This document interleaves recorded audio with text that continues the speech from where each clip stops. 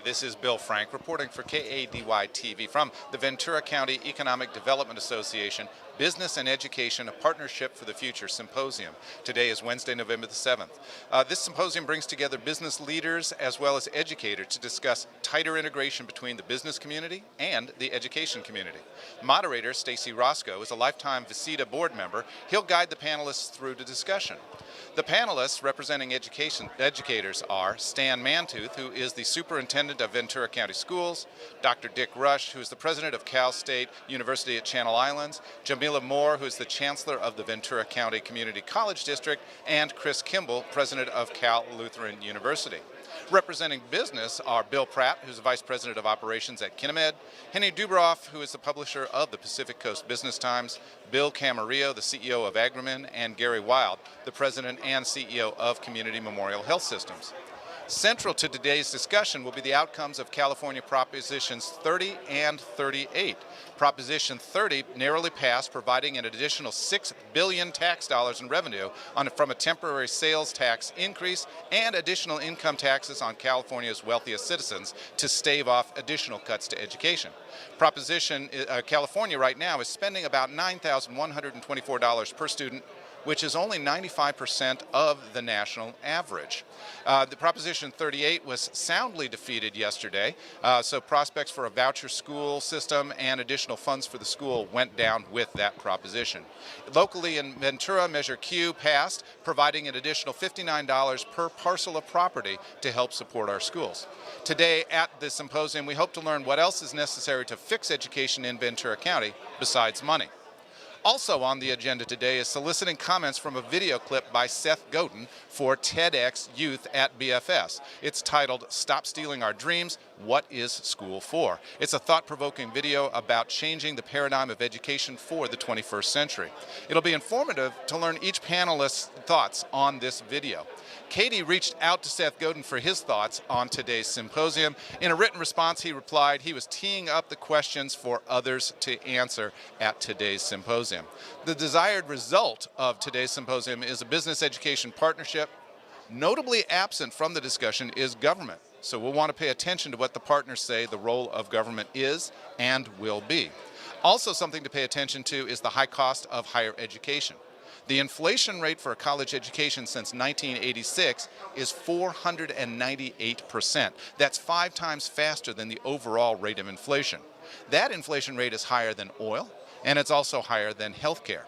It's projected that the cost of attending a state college will soar to $120,000 per year by the year 2015. Student debt is the fastest growing crisis in the United States. It's currently at $40 billion. The average student graduates with $27,000 of student debt, so it's critical for businesses to assess whether college education is necessary to succeed in today's environment. Educators also need to assess 2 things. Why are the costs rising so fast and what can be done to slow them down? And is it fair to nearly every student has a college education? Stay tuned for KDTV for complete coverage of the entire event, plus wrap-up, analysis, and interviews with the participants. I'm Bill Frank for KADY-TV. Boy, what a quiet room. Good morning. And happy day after Election Day. Yeah, you can applaud if you want to. Some people want to and some people don't.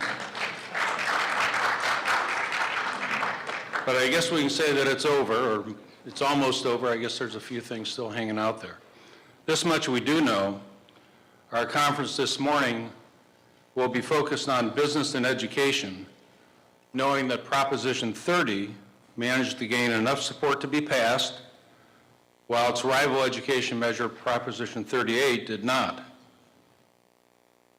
My name's Dave Smith. I'm the president and CEO of United Way of Ventura County.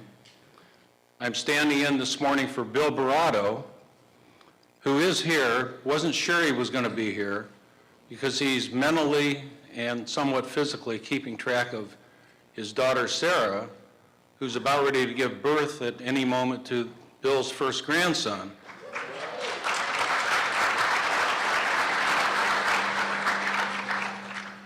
So Bill asked if I would stand in for him. Now, this much I do know for sure. I know Bill Barato very well, and I am not Bill Barato. You can take that however you want to take it. You know, my involvement with today's theme is really threefold. I have a business connection as a member of the board of directors of VCEDA. I have an education connection as a member of the executive committee of the P16 Council that's focused on education preschool through college. And I have a United Way connection with education as part of, in support of United Way's three main focus areas: income, health, and education. So before we get started, there's always a few introductions to make. I hope we have all the elected officials on the list. If we don't, I'm sure that you'll raise your hand and be recognized. Scheduled to be with us this morning, Jim Monahan, Ventura City. Now hold your applause until we're all done, because please, I know. Jim, please sit down. Jim Monahan, Ventura City Council. Mike Morgan, Camarillo City Council. Sue Horgan, Ojai City Council. Brian Miller, representing Supervisor Peter Foy. Jess Herrera, Oxnard Harbor District Commissioner. And I haven't seen him yet, but he's supposed to be here today. Re-elected yesterday as our 44th Assembly District Assemblyman, Jeff Gorell.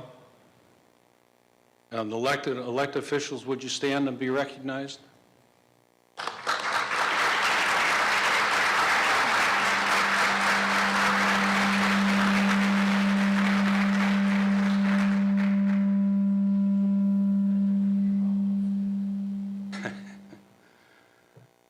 I think for an event like this, it's always important to recognize the people who are dedicated and committed to the cause of VCEDA, furthering the support of business efforts in our community.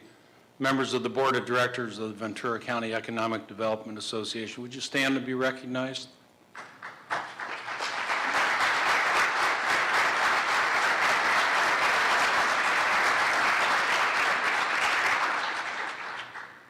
We'd like to thank our sponsors, and again, if you'd please hold your applause until I get through the list.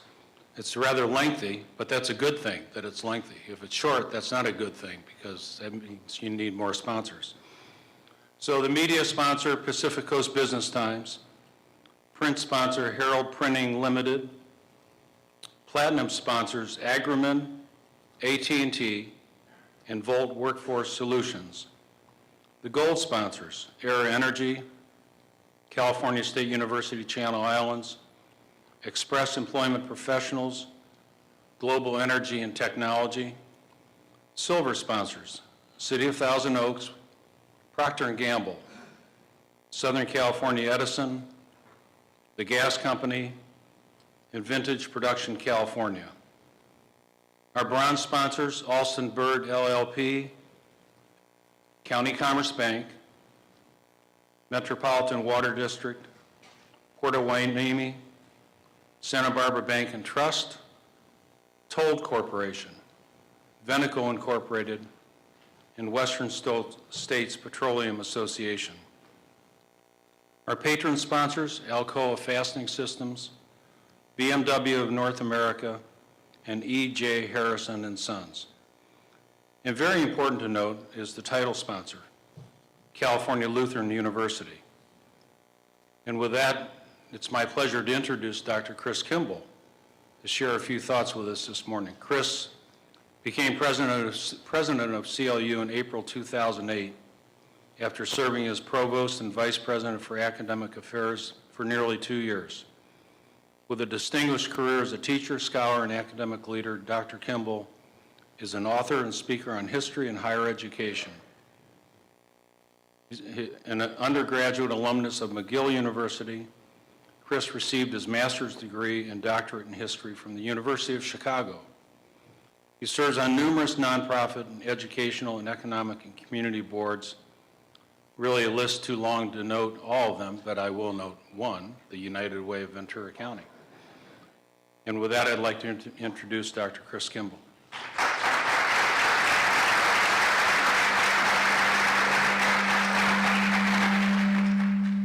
Dave. Good morning, everybody. Good morning. This is teeing up the video you'll see in a little bit. It's a delight and an honor for Cal Lutheran to be the title sponsor for this important event with our partners at VCEDA. After yesterday's election, we know a little bit more than we did yesterday. And among those things we know is there's a lot of hard work ahead to restore economic vitality to the region and to build a durable partnership between business and education that advances this county in the years ahead. You know, Cal Lutheran kind of sits in some ways in between many of the organizations here. We are a nonprofit, but as an independent institution, we have to make our own way in the world. We have to find our own sources of revenue, and we have to keep our expenses in line, just like any private sector business does. And so we feel especially keenly the opportunities as well as the challenge in building this partnership. One of the things that the university has in its 50-plus years taken pride in is preparing Ventura County young people and not so young people to move their lives and careers forward through further education, and also bringing young and not so young people to Ventura County from other parts of the state, the country, and increasingly the world. And I have to say, many of them, when they come here, want to stay. Can't imagine why you'd want to stay in Ventura County as a transplant from Minnesota. I just don't. They want to stay, and one of the questions they have, of course, is cost of living. That's not quite as pronounced as it was a few years ago. The question they have is, where are the jobs? Where are the career opportunities for me in Ventura County?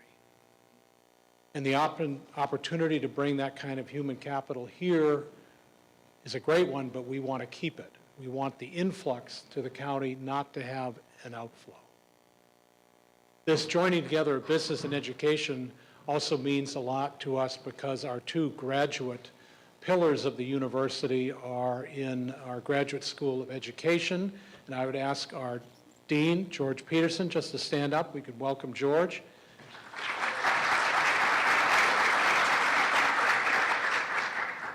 In his relatively short term in office as our dean, he's done a tremendous amount to bring innovation and entrepreneurship to that school, introducing new programs, new location, revising others, all in the aims of serving the needs of education in this region and beyond.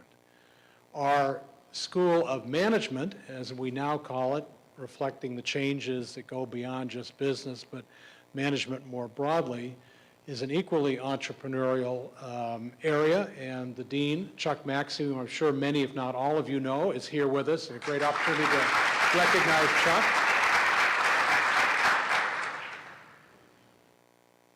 The School of Management has, as it's been its tradition, recognized new needs, for example, around sustainability, launching programs there, around entrepreneurship, launching programs there, bringing in new faculty to enhance these areas.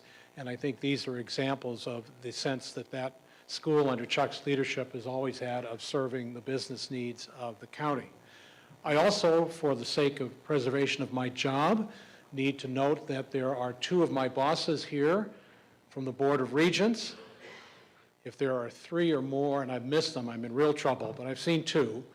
And I would ask Mr. Rod Gilbert and Mr. Ted Jensen just to stand up. They provide strategic leadership for Cal Lutheran. I appreciate them being here. And finally, I would just ask the other members of the CLU faculty and staff that are here with us, if you could just stand up so we could all see you, and thank you for your work on behalf of the university and the county.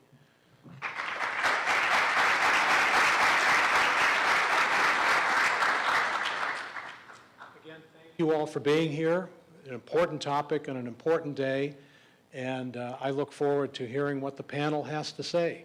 Dave, I'll turn it back over to you. Thanks.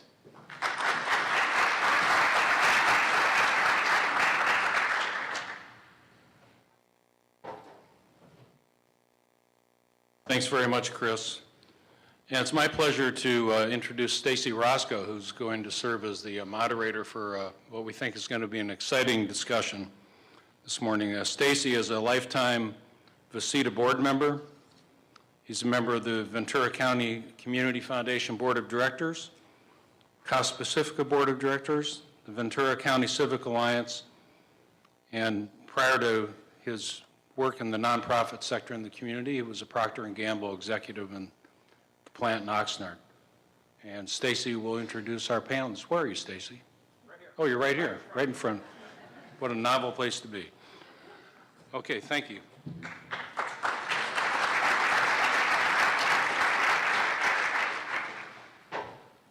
Good morning. Welcome everyone here. As Dave said, we're going to have an exciting panel. It's going to be challenging this morning, and I want to just let you in on a secret. We're attempting to do the impossible today. We're trying to, and we need your assistance in pulling this off. As you see, we have 8 panelists. We have opening and closing questions. We have 2 cycles of questions, each cycle with 5 questions each. So if each panel used 1 minute just to answer a question in that whole cycle, that's 40 minutes right there. So we're looking for crisp, clean questions and answers. When we have audience participation, we're asking for the same because we want to get a lot of information out. We want to involve the spectrum of the talent that we have here and the background we have here. And so the audience will have questions after each of the question cycles, and we'll end the BOC at 11:30 as scheduled. And we're queuing up a video here, which will be the first part of what we're doing. We've got a video from Seth Godin. This is a TEDx talk at Brooklyn Free School. And so the idea is to open up the box, to get outside the box in terms of some of our thinking. Now, you may agree or not agree with some of the concepts that Seth puts out here in the next few minutes, but it certainly will stretch our thinking, and that's the intent, to get warmed up before we get going. So without any further discussion on my part, let's get the video up, and then I'll call the panelists up, and we'll get the discussion started. So thank you very much.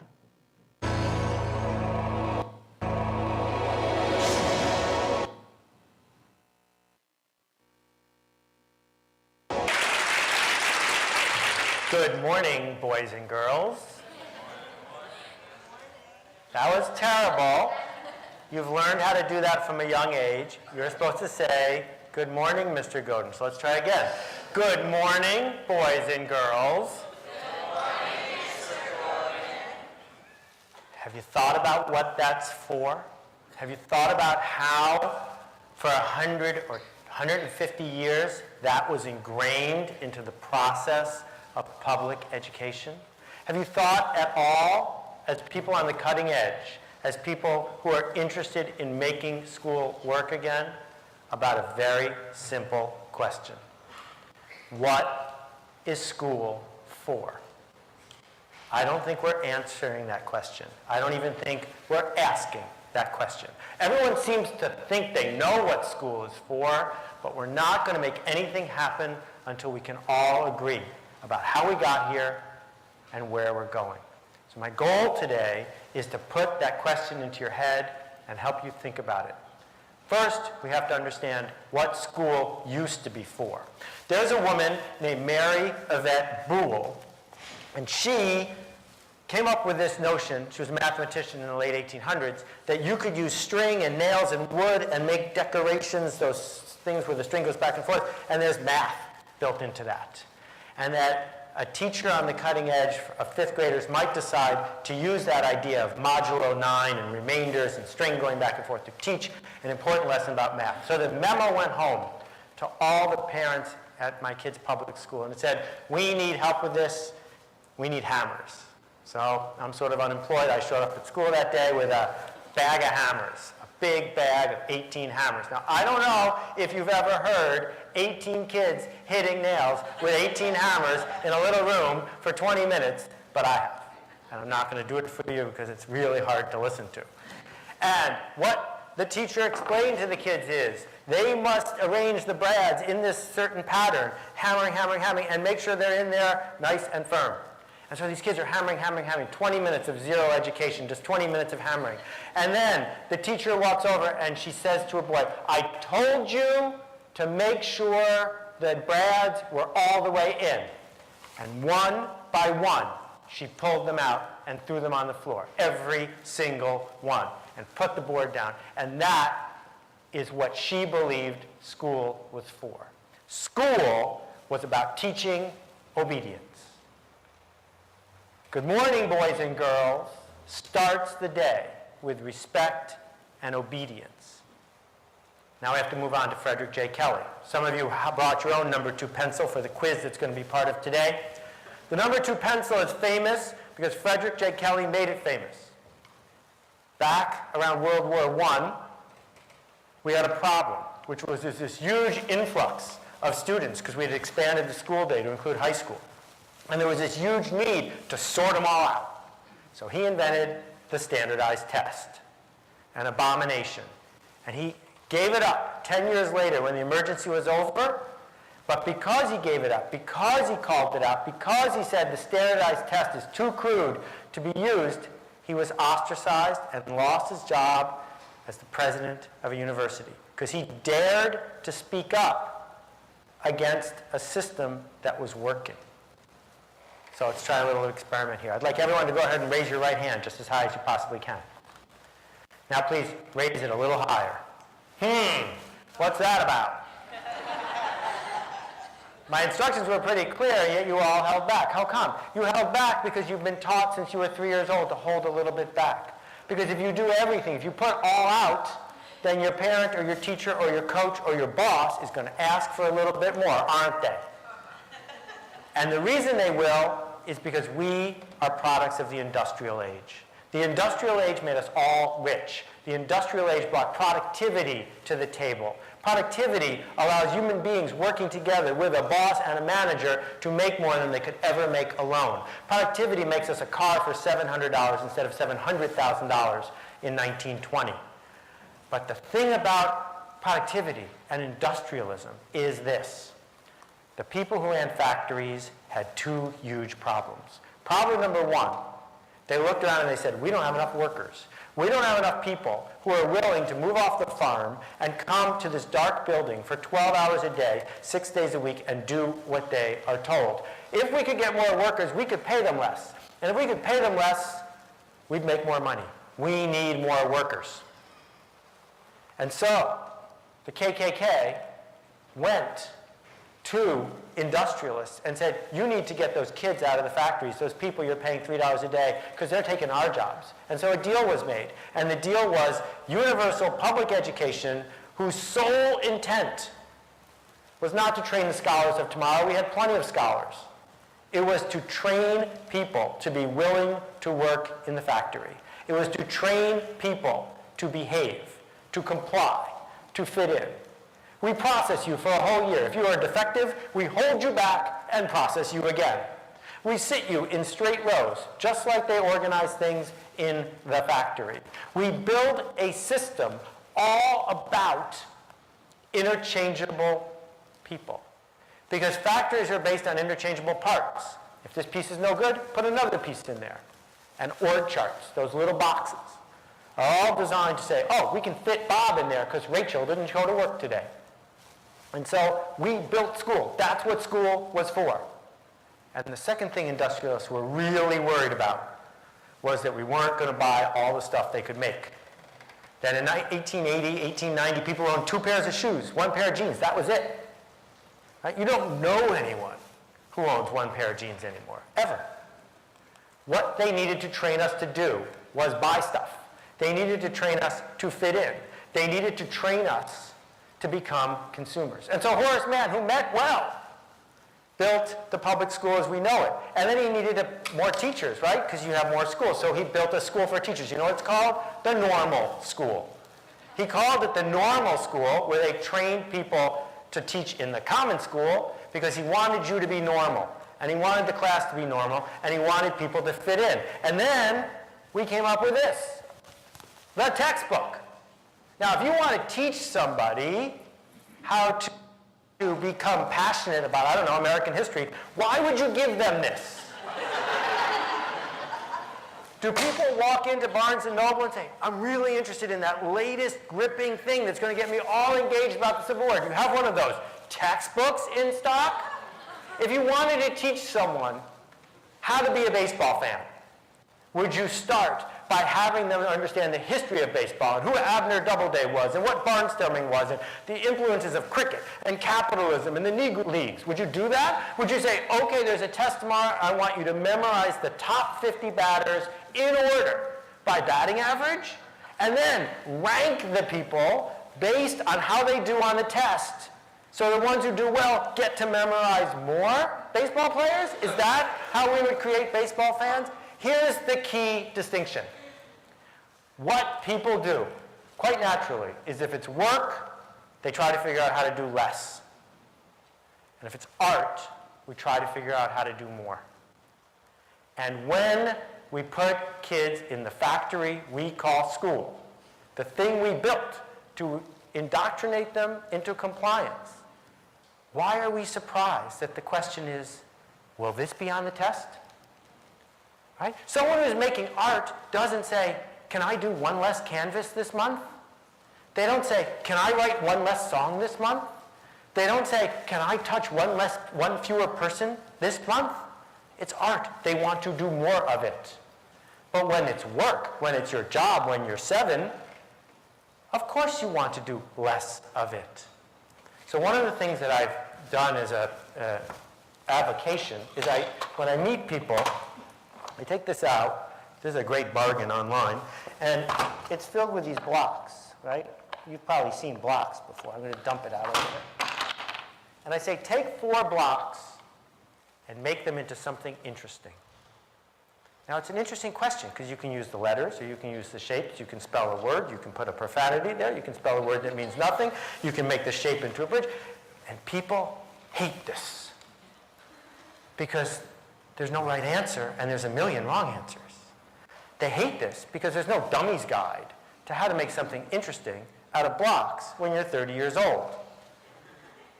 And now we're at a crossroads.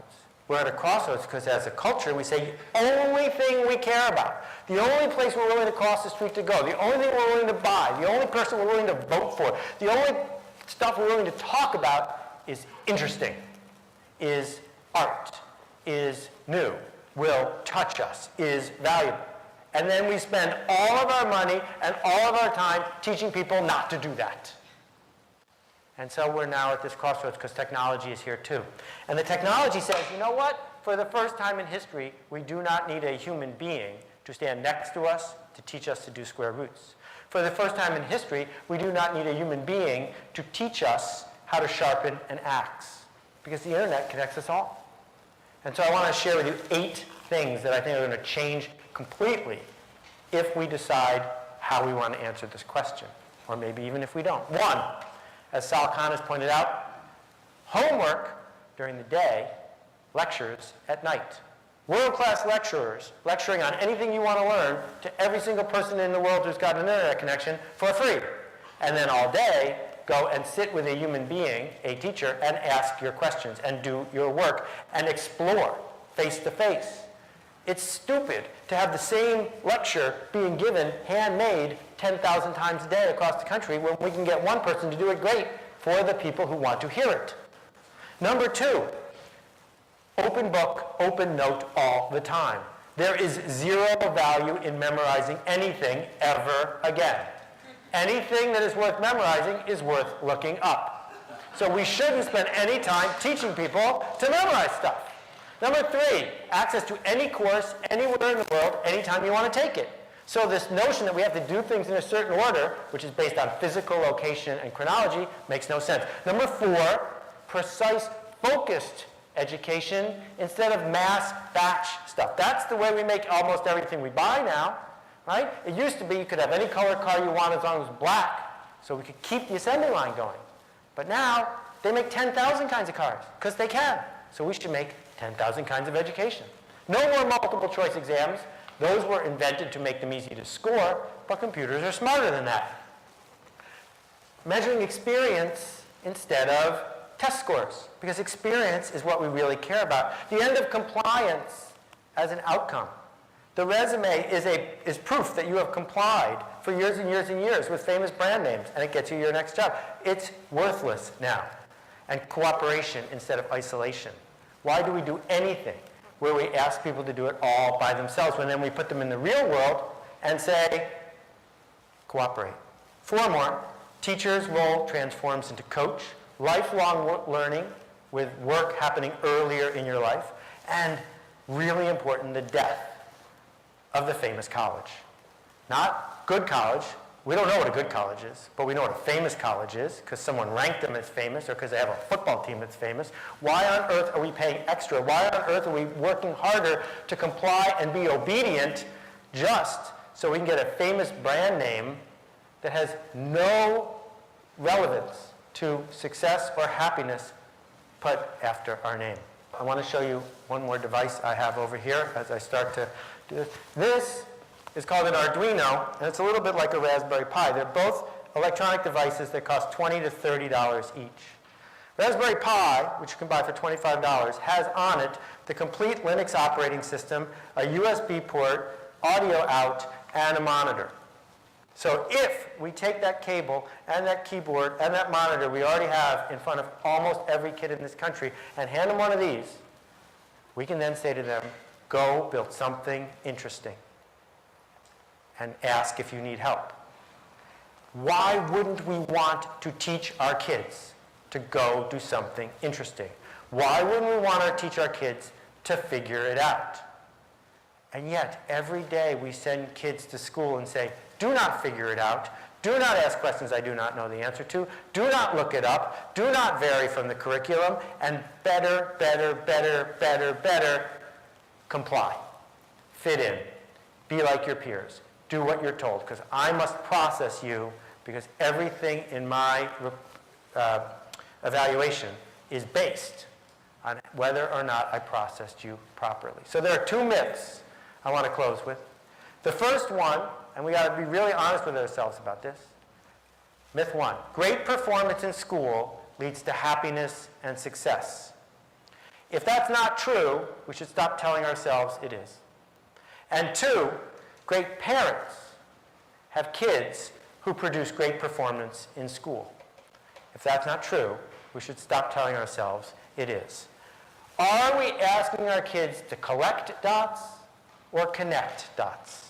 Because we're really good at measuring how many dots they collect, how many facts they have memorized, how many boxes they have filled in. But we teach nothing about how to connect those dots. You cannot teach connecting dots in a dummy's manual. You cannot teach connecting dots in a textbook.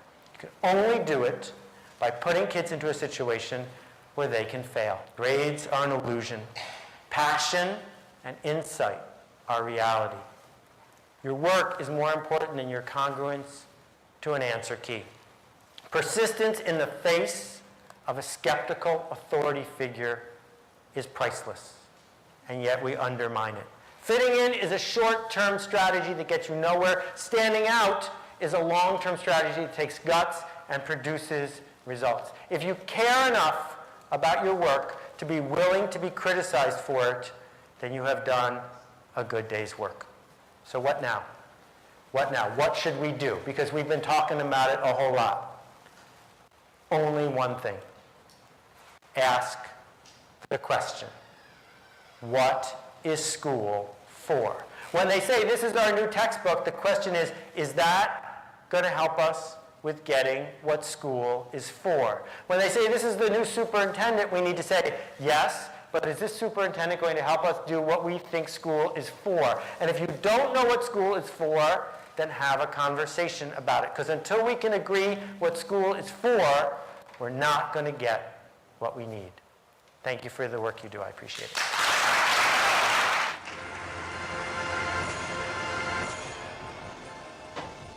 How's that for getting the morning started? With that, I'd like to call our panel members up here, and we'll get everyone introduced briefly. I'll refer you to the program here, which is a little different than we have in the past because people pretty well know who's on the panel because we've been working with these folks for, by and large, a long time.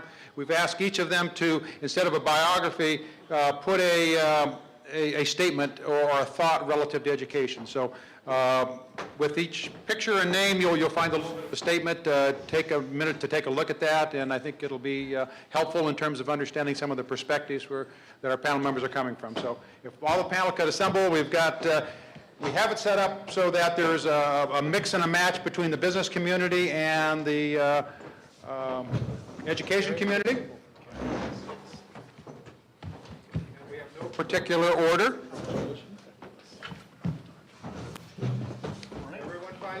Okay.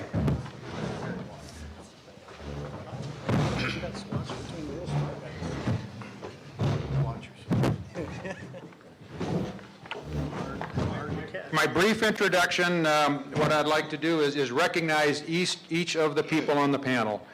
We have Stan Mantooth, Ventura County Superintendent of Schools. Morning. We have Richard Rush, President of California State University, Channel Islands. We have Jamila Moore, Chancellor, Ventura County Community College District. We've heard from Chris Kimball, President, California Lutheran University.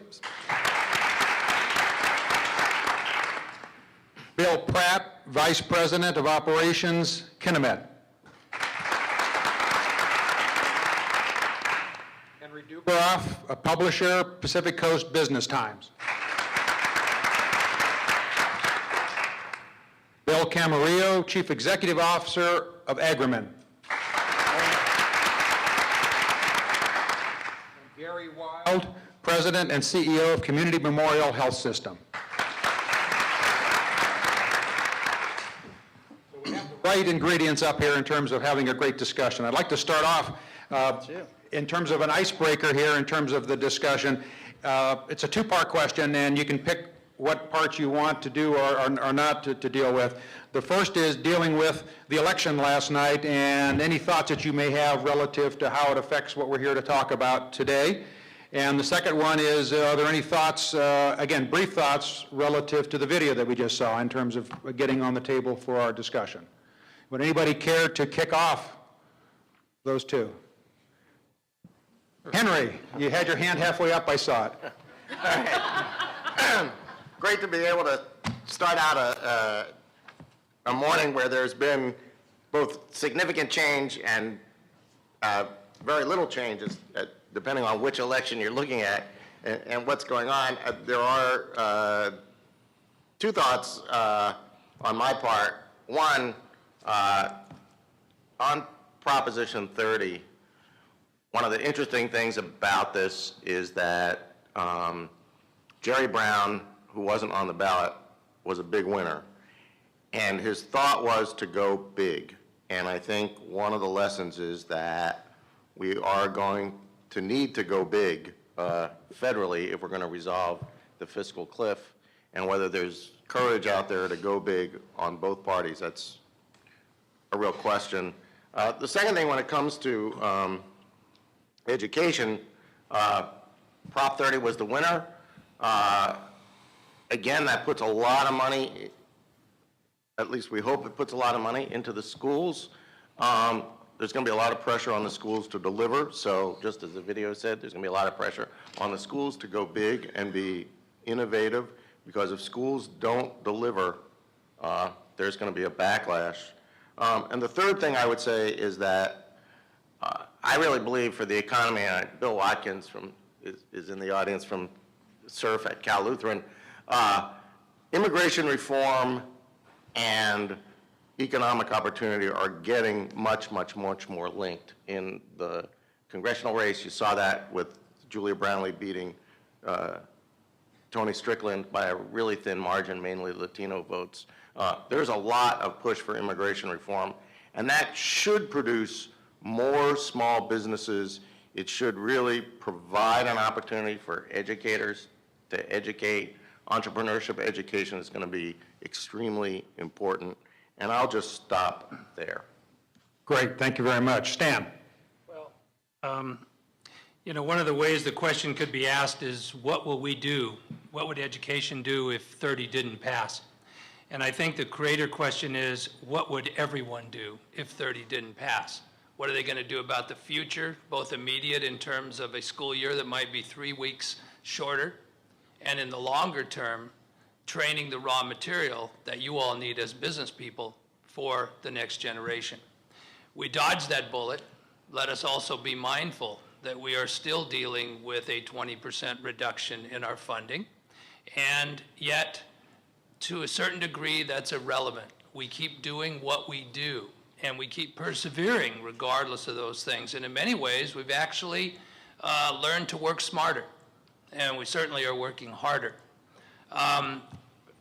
As to the video, you know, a lot of people say change is one of our most important constants.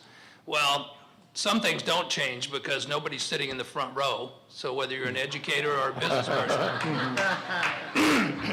And you also didn't get the message that there were free $100 Starbucks cards for anybody who sat down there, you know, which we're now rescinding. But a lot is changing. It's kind of like not seeing the forest for the trees, or as the French would say, fish are the last to discover water. In this building and the breakout rooms, we conduct about 90% of all the professional development for teachers in the K-12 system. And if they watch that video, some would chuckle and most would say, so, that's what we're doing. That's 21st century, and that's 21st century learning. And those are the activities we are engaged in, and we are engaged in that transition as we speak. And it does bear fruit, and it is congruent with where we need to go in the future. Thanks, Dan. Bill? I think we backed away from the precipice with the passage of Prop 30.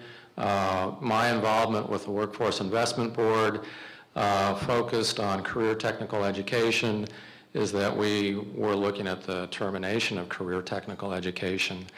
As somebody from industry where we have no next generation to run our factories, we're about 20 years out now. In my own factory, most of my employees will age out in 5 to 10 years. As I work in the life sciences, and as I compare notes in a couple of trade associations that I'm associated with, we all have the same problem. Our skilled workers are getting old, and there are no 20-year-olds. There are no 30-year-olds there. The primary generator of wealth in this society is manufacturing. We are involved with the transformation of materials. We take dirt and we turn it into extremely valuable stuff that all people buy. Without that wealth generator, there won't be the wealth to fund public pensions. There won't be the wealth to fund public education and so on. So we're very, very close. We're in a crisis which is finally being recognized at the federal level. The president started talking about it about 2 years ago. We did reauthorize the Workforce Investment Act last year, and with a little bit of luck, we'll get things straightened out before January 1st, and that funding will continue. So we're at a critical crossroads. In terms of the video, I'm married to a New York painter, so you can imagine that the climate in my household was very supportive of the sentiments that were expressed there. I have a son who's at the Rochester Institute of Technology in his second year. It's a fantastic hands-on private polytechnic school, and all of his classmates would be very comfortable with that video. All they do is think about stuff they want to make and then go out and make it. That's an exciting environment, which flies in contrast to the speaker's assessment of where public education is at. One of the things that I talk about at the Workforce Investment Board is that the educational standards, No Child Left Behind, I think is strangling the educational experience. And I think the first thing that we need to do in this country is jettison that we need to go back to that spirit of creative teaching. And the primary reason for that is that the school districts and the teachers, because they're scored by standardized testing, they game the system. And the kids know the teachers are gaming the system, and the kids game the teachers. So you've got basically a disintegration of ethics in education, if you will. And this has been going on now for about, about 10 years, I guess, that No Child Left Behind's been in force? And there was Since 2000, and that's affected my kids. I've got a senior at Thousand Oaks High School, has a completely cynical viewpoint of education. Thankfully, they have an entrepreneurship academy there, which has really sparked his interest. But I think No Child Left Behind is all children left behind, especially the brighter kids. So that's kind of my viewpoint. And lastly, and I may come back to this, is that as I meet with people from the Cal State system in UC, to reinvigorate the support for career technical education, I would love, and this is a personal thing of my own, is that all applicants to engineering schools in California be required to have a high school shop class as part of their high school experience. So that shop classes now, there'll be a huge interest in them, because if we don't introduce kids to working with their hands and their heads, they're not going to think about it maybe until they get into their 30s and they don't have work, which is the case we have now. Thank you very much. Thanks, Bill. Dick, and then we'll get back to Jamila. A couple of things about Proposition 30 from the point of view of the California State University. The first is that we will get no new money as a result of the passage of Proposition 30.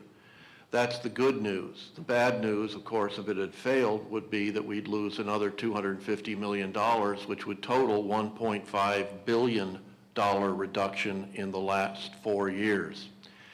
Now, the other part of the good news of the passage of Proposition 30 is that the governor is requiring the Board of Trustees to roll back tuition 9% to last fall's totals. We must refund that 9% before the end of this year. So that's going to be an interesting proposition to find the students, to give them back their 9%, and then we have to repackage all of the financial aid and return that to the students and to the government as well before the end of the year. As a reward for doing this, the governor is going to give us $125 million in February. That means the net win for us is a loss of $7 million. That's what we get out of the passage of Proposition 30. But if it had not passed, this community would be in dire straits insofar as it relies upon us as one of the providers of the workforce. We've been capped in our enrollment for the past 4 years. We're now at 5,000 head count. We would be over 7,000 right now because we're accepting 1 in 15 applicants because of lack of resources. So that 4-year moratorium means that you as employers are now beginning to find that 2,000 plus potential employees are not there for you right now. And this will roll out over the next 3 years as well. Regarding the video that we saw, I give him credit for passion. He may have had a bad school experience himself, but one of the things that he didn't pick up was that assumptions do not prove conclusions. And when you look at the number of assumptions that he has about schools and they and the people and on, it becomes a matter of loss of credibility. The one thing I would emphasize, though, is that learning and teaching is changing rapidly, not only because of electronics and the way that kids learn walking around with handheld devices. That's their world. They communicate in ways that I certainly, and possibly you, can only come to as visitors from another planet. For them, it is their lives. And so in the university, we are finding that we have to change the way that we help students learn. One of the ways is something that he did suggest, and that's what's called flipping. Flipping involves turning it over so that at night you have the lecture, and in the daytime, the faculty member is your coach and mentor and helps you understand the material instead of the way that I and possibly you went through school and learned it. The other he also adverts to is MOOCs, multiple open online courses, where you can find possibly someone from Ethiopia or London or somewhere who is a world expert at a point in time, giving a lecture on a particular subject where students can learn that and then come with a mentor or coach in the classroom and either do a hands-on experiment or discuss the concepts that are contained therein. So I want to emphasize that in the university, and I'm sure Chris will say the same thing, Jamila as well, it's not the same way that we all learned. It's changing rapidly because the faculty are changing rapidly to become leaders of the next generation of your workforce. Thanks, Dick. Jamila? Thank you. I woke up this morning pleasantly surprised by the outcome because I really anticipated it would be different. But as some of my other colleagues have indicated, Proposition 30 is not a windfall of money. I am really fortunate to work in the largest higher education institution in the world, the community college system, 112 colleges, 72 districts, 2.6 million students. What we do every day is we are building the bridge between the K through 12 system and higher education. If community colleges are not allowed to do their job, you will see the population dwindle at the four-year institutions, both the CSU, the UC, and the private and independents. I had yesterday written 2 statements before leaving the office. One, if Proposition 30 was not successful, and one, if Proposition 30 was. So instead of having a $9 million hole in which we would have to try and build or fill by January 1, I now break even. And so I think the real conversation we're beginning to have is how do you sustain the goal and the mission of the Master Plan for Higher Education, which is a fantastic document. But at the time that it was put together, they weren't even charging tuition at UC or CSU. And so we are trying to sustain quality education within a state where we have not only limited resources, but in some cases no resources at all, and tremendous need. So I have to say that we have to work in partnership. That's the only way we can continue. And we will be forced to think outside the box because we don't have a box in certain cases anymore. And so we are moving towards the direction of being much more streamlined. As for the video, I think it offers some nice alternatives, but in the environment of where I work in community colleges, we deal with individuals who are either coming right out of high school or adult learners or veterans. The need is extremely diverse. And so we have to be diverse in our learning, which means we have to be extremely flexible. So I look forward to hearing other comments from the rest of the panelists. Thank you. Chris? In watching that video, I said, okay, thought-provoking, kind of fun, wish he'd paid more attention in history class. Yeah. He got some things right, but mangled some very key ones. Yes, there was a notion that schools should prepare workers in an industrial society. That's an element of truth. But for Horace Mann and others that he didn't mention, there was also an important civic responsibility that education was to prepare citizens who could conduct themselves and their affairs, govern themselves in a republic. And I would think that part of education is still very important.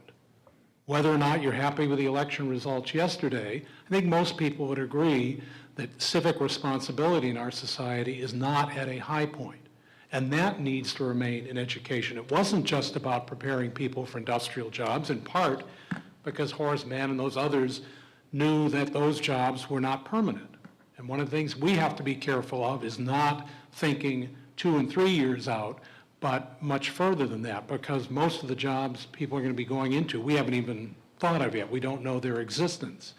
If we're preparing people to be milkmen, doing deliveries like when I was a kid, that's probably not a great strategic choice. So I think we have to introduce some other elements besides simply seeing this as a response to one particular form of economic production. And as others have alluded to, Godin should get out and go into some classrooms occasionally. Yes, if you're doing warehouse-style education, where everybody's sitting, listening to a lecturer or 8 lecturers, none of them would be as good as we are, keenly taking notes, not sitting in the front row, et cetera. If you have these kind of numbers, that's the way you teach. But the advantage of having smaller class sizes, which those in public education would love to get back to, is you can do just the kind of creative things that he talks about. I'll just lift up a project that's come out of our Graduate School of Education where some of our faculty are in schools, in elementary schools, where they are using techniques of drama, of theater, of acting to teach the entire curriculum, to generate that kind of creativity among kids that Godin was talking about. And as Dick alluded to, classrooms are being flipped. There are all kinds of wonderful things that are going on.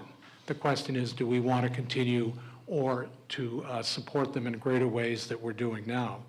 Stan alluded to, or actually maybe it was Bill, on the No Child Left Behind. There was a speaker here in the county a month or two ago, writes for Corwin Press, a SAGE imprint that does education publications.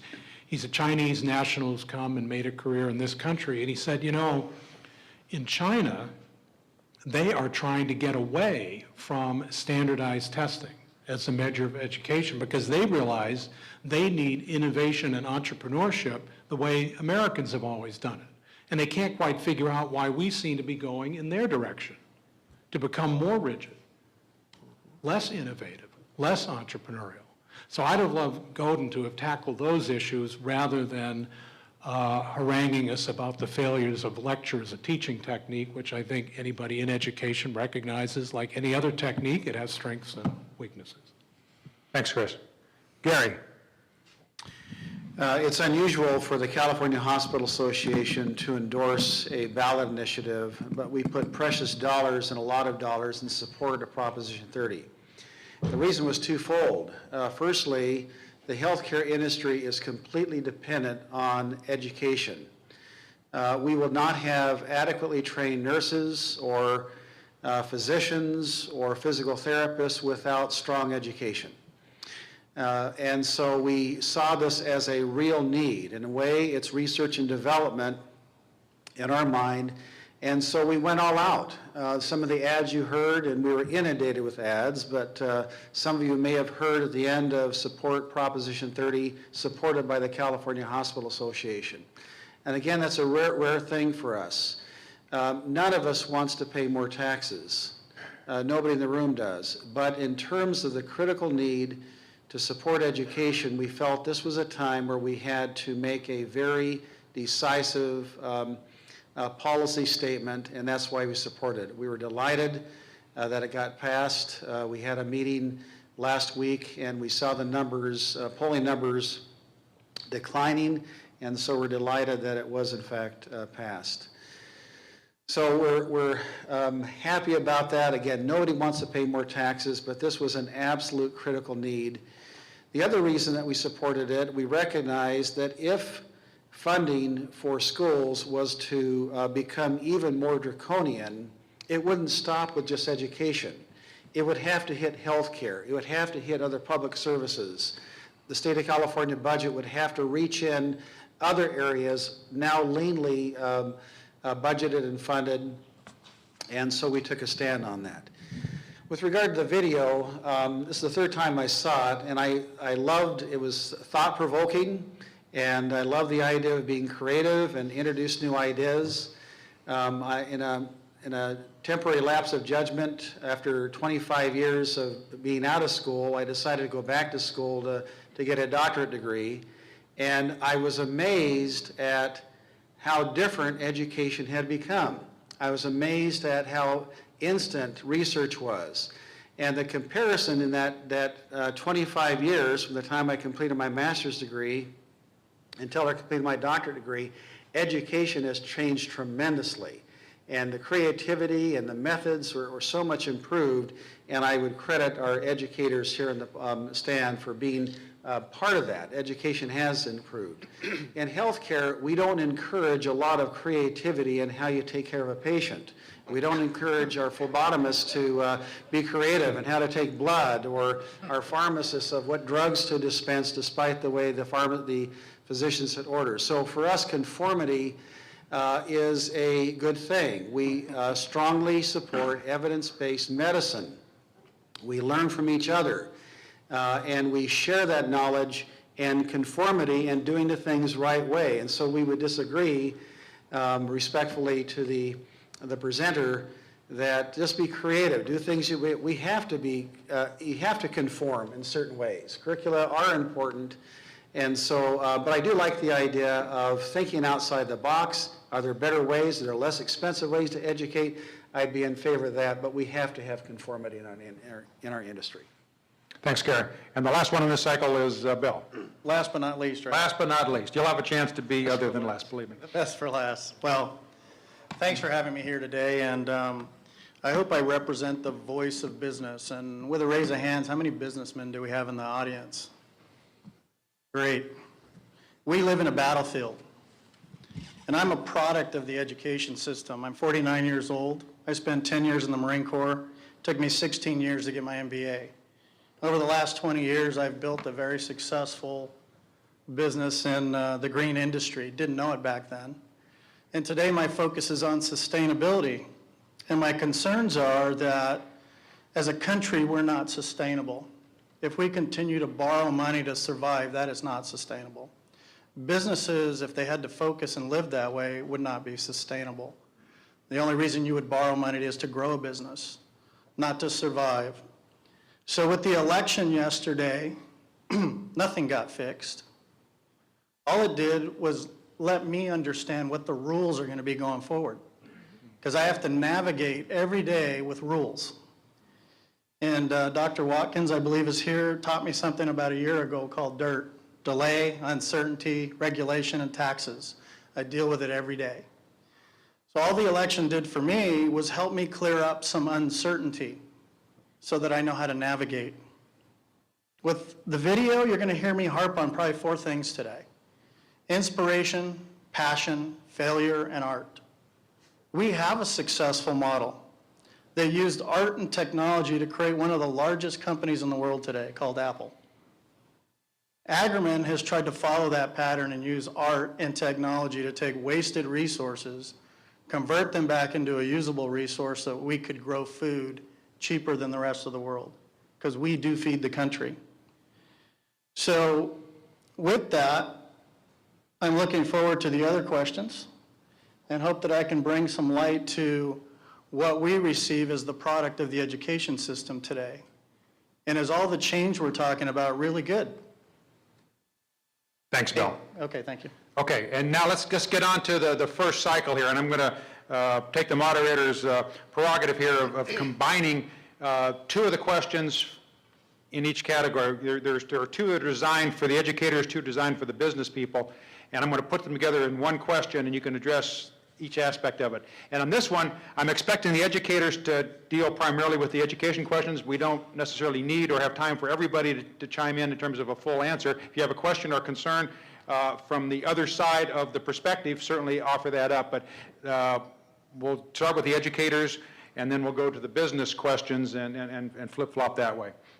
The composite education question: how are our local educational institutions preparing Ventura County students to make a meaningful connection with the world of work before they finish school? Many students are not interested in pursuing academics. It seems that there's an opportunity for business educational partnership. What is being done in grades 7 through 12 to plant seeds of interest for those students? So you can see these are very closely allied questions. And so I'd like to start with the education community with that. Anyone want to jump in to start that one off? Stan? Well, you did mention 712, so I think that might fall within my purview. You know something about 712, huh? Well, we like to think so, anyway. First of all, I would like to ask you to think of education itself as a business. If it were a business, it would be the 3rd largest in the state. So our aims, our objectives are really not different. and in many ways, we put ourselves on a business basis. And what we're doing is, as I mentioned before, preparing raw material for your world. And the way that we do that, most importantly, not knowing what all the jobs are going to be 5 years from now, let alone 20, is to work on basic skills. Like, believe it or not, having kids do writing in every single subject, expository narrative writing in every single subject, to use deliberative skills and creativity and entrepreneurship in everything they do, whether it's physical education or physics or social science. Those kinds of foundations, the ability of people to work with one another and communicate are the things which you tell us you need. Beyond that, we use the term college and career ready. And there's a lot going on, actually more than I believed was going on until we conducted a survey recently in conjunction with the Workforce Investment Board. And I don't really want to differentiate college from career because it almost sounds like, okay, you go to college and then you don't get a job. Well, that may be true in some cases in the current economy. But you go to college because of what you want to pursue. You want to pursue as a private good, as well, for your own edification, as well as putting you on a path to being a lifelong learner, but also to work at a meaningful job after you've left that system. Not everybody goes there, not everybody has a chance. And in the current economy, one of the ironies is that we're working hard to develop the talent to move to community colleges and our four-year universities and not having enough slots for them. And so there's a rich, rich territory in careers. And in terms of what our schools are doing in that area, I don't know how many of you have heard the term academy? Okay. Academies still embrace all of what we consider to be the A to G core subjects, but also concentrated fields of learning. Law enforcement, engineering, health careers. Those are 3 academies, and those 3 are in the Oxnard Union High School District at 3 of their high schools. Throughout the county, we've got 15 of them, and we've got 3 of them in our middle schools. And what those students do is they pursue an area of interest, and sometimes they don't get in because there are waiting lists. They pursue an area of interest which allows them to sequentially take courses leading to what we call a capstone course and a senior project as well as an internship. So they're preparing themselves early on. Our biggest challenge is to push that down into the middle schools. And I believe it was Senate Bill 70, Dr. Moore, which provides the community colleges with grant money to be able to go into our middle schools and help kids make choices at the right time, because sometimes by the time you get to high school, it might be too late. Career assessments and pathways courses are going on in virtually every one of our school districts that has a middle or a high school in this county. So I think we're well on our way to doing that. And another comment about testing. The State Board of Education is meeting today, and they're going to be considering what the next type of assessment is going to be, because our STAR test, the standardized test, is going to sunset in 2014. We think that's a damn good thing. Okay? And that assessment is going to be technologically based, and it's not going to be a bubble test or a multiple choice. Because yes, we continue to do remarkably well on tests like that when in the past 30 years our student population has increased by 50%, but our minority and English language learner population has increased by 382%. But where we're falling down, and you're going to see this in an upcoming publication done by the Civic Alliance, is in what we call our early assessment program. And that is a determinant of how well kids are prepared to actually succeed in college. And it doesn't look good, folks. It really doesn't look good. Kids need to learn to write better. They need to do math better. And one of the reasons is that we have not been in as good of alignment with our institutions of higher education as we need to be. The new, what we call Common Core, and you're going to hear that word a lot. You're going to hear the expression California Common Core state standards actually finally bring us into greater alignment with our colleges. And that is going to be our next big work for our kids, whether they decide to go on to to college, or college and a certificate program, or another type of program. And I don't want to fail to mention our regional occupational program. Our core is at Camarillo Airport, and we do everything from auto body to welding to paramedic training. But we have those courses in 36 of our schools in the county as well. And they're just great incubators for those that want to make different kinds of choices and also need a very robust education and basic grounding. Because if any of you have tried to work on the engine in your car in the last 10 years, you open the hood and you're looking at a black box. It's not like the old days where you had a timing light and a dwell meter. And so the world is a very different place, and the students have to understand very complex academic drop-down computerized menus and technology as a completely transparent tool. Thanks, Dan. Dick? To give you some insight on how we at California State University Channel Islands see the relationship with the business community, I would offer, first of all, that we see it as a continuum. We exist for you in part. We are part of the development of your workforce. To that end, then, we see what we do as a partnership with you.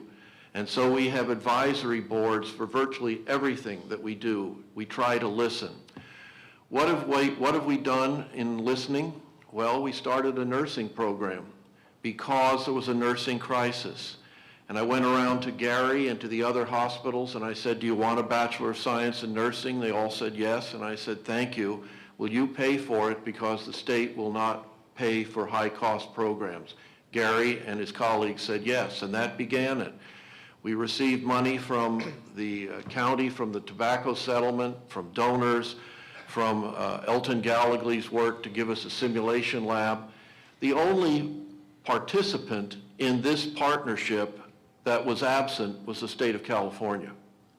And the nursing program exists to this day on that basis.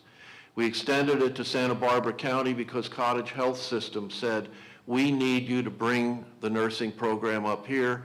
And as usual, I had my hand out and I said, will you pay for it? And they said yes. And so they gave us $6 million to put the nursing program in Santa Barbara County.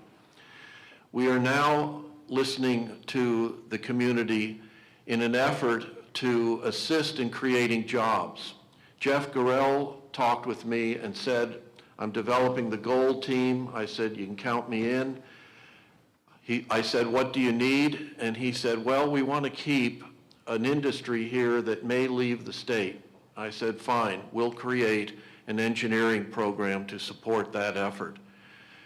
Continuing on, I would also offer that everything we do is interdisciplinary from day one.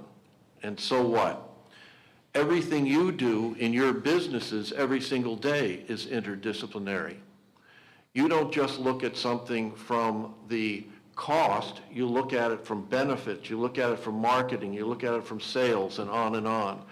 We try to teach our students to look at issues or problems from multiple perspectives so that when they come to you, they will be ready. But there's something else that I would like to add, and Chris alluded to it and so did Stan. Education isn't just a private good for the individuals. Please take this to heart. It is also a public good for our republic, for our democracy. If we don't have people who are prepared to sustain our way of living, our democracy will be in real trouble. So we try, as educators, to assist individuals to develop their talents to their capacity, for their benefit, yes, for all of business and industry's benefit, yes, and we try to help them create an ethical and moral basis so that they will be leaders in our democratic society. Please don't underestimate that. I think all 8 of us would agree on that basis that unless both of those components emerge from the educational process, we have not served the individuals well, we have not served business and industry well, and we have certainly not served our democracy well. Thanks, Dick. Jamila? Thank you. I would add that I agree 100% with almost everything that everyone before me has said. What we are doing in this area is, community colleges, the perception has been, because we have an open admission process, that everybody come. Well, our mission has changed because, as individuals have indicated, it's about getting people to work, but you have to have a skilled workforce to put to work. And what we are doing, unfortunately, is picking up where K through 12 has left off. And that is, unfortunately, that 85 to 90% of the students that come into a community college are testing below college level in math and English. So where we used to have an open system of trying to just serve the community, because of reduced resources, our mission has changed. The statewide chancellor 2 years ago redefined the mission for community colleges into 3 areas: that of transfer, basic skills, career technical education. And so what we are doing is twofold. First of all, in the basic skills area, we are working to ensure that individuals can pass entry-level exams for the state or for the federal level to get jobs. We are ensuring that individuals can pass English 101 or Math 195 so that they can get into college preparatory courses and then transfer. In the area of career technical education, as Stan has alluded to, under SB 70, we are working with our partners in business to help train individuals to go into workforce. I believe Ventura County has over 900 manufacturers in this area. Our economic workforce development section in the district is working to build those partnerships to find those skilled workers for individuals who have industries that they want to fill.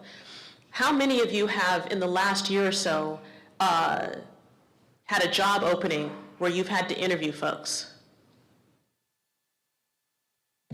I ask that question because I'm sure some of you probably had difficulty finding 2 things: a strong work ethic and someone who could come in and deal with some of the basic fundamentals of what you were looking for and to place that person in a job. And your circumstance is not unique. So we are realizing and living every day that we have got to work hand in hand in partnership. So we are doing what we need to do on the level of career technical education, but we understand it's about training folks. 70% of individuals who are getting nursing degrees are coming out of community college. We're also training individuals up to 75 to 80% in law enforcement and in emergency preparedness are coming through the community college.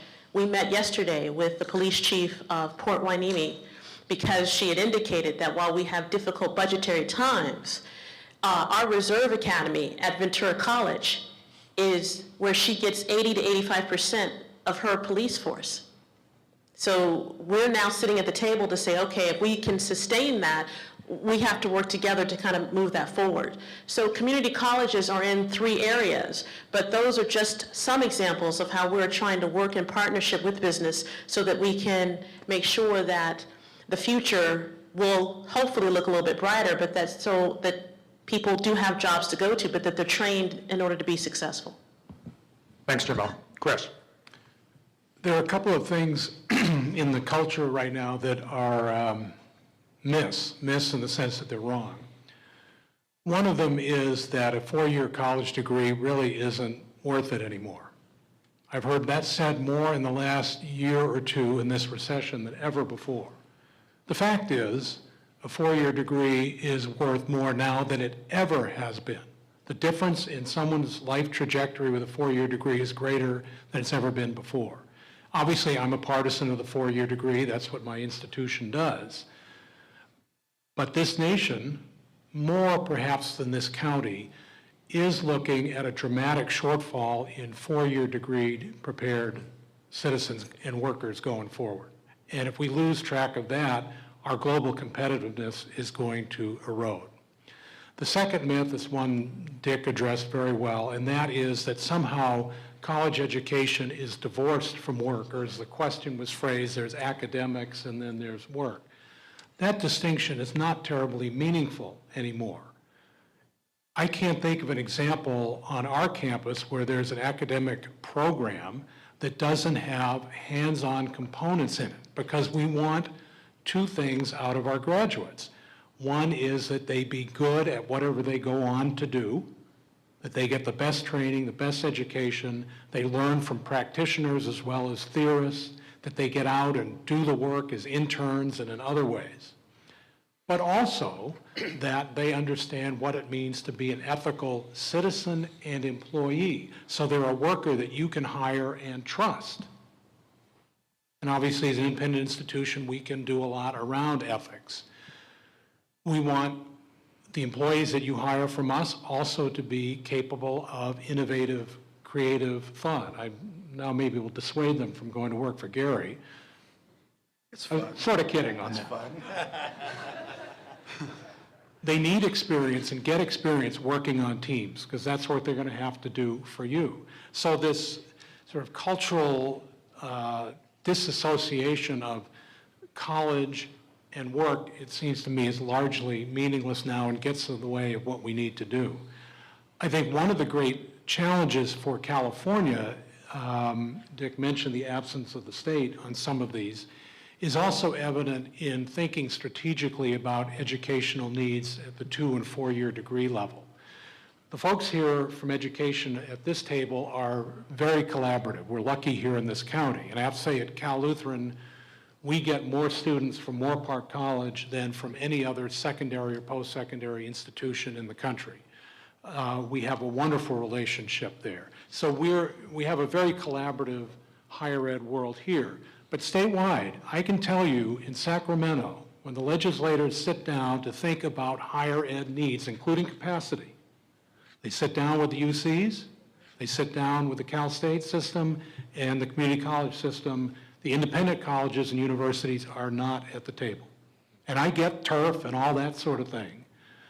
But the facts are this: 20% of the undergraduates in California get degrees come from independent colleges and universities. 50% of the master's degrees in California come from independent colleges and universities, and 60% of the doctoral degrees. If we're to deal with these capacity questions, the independent sector needs to be at the table too, because I'll also say we get students through faster and at far less burden on the taxpayers.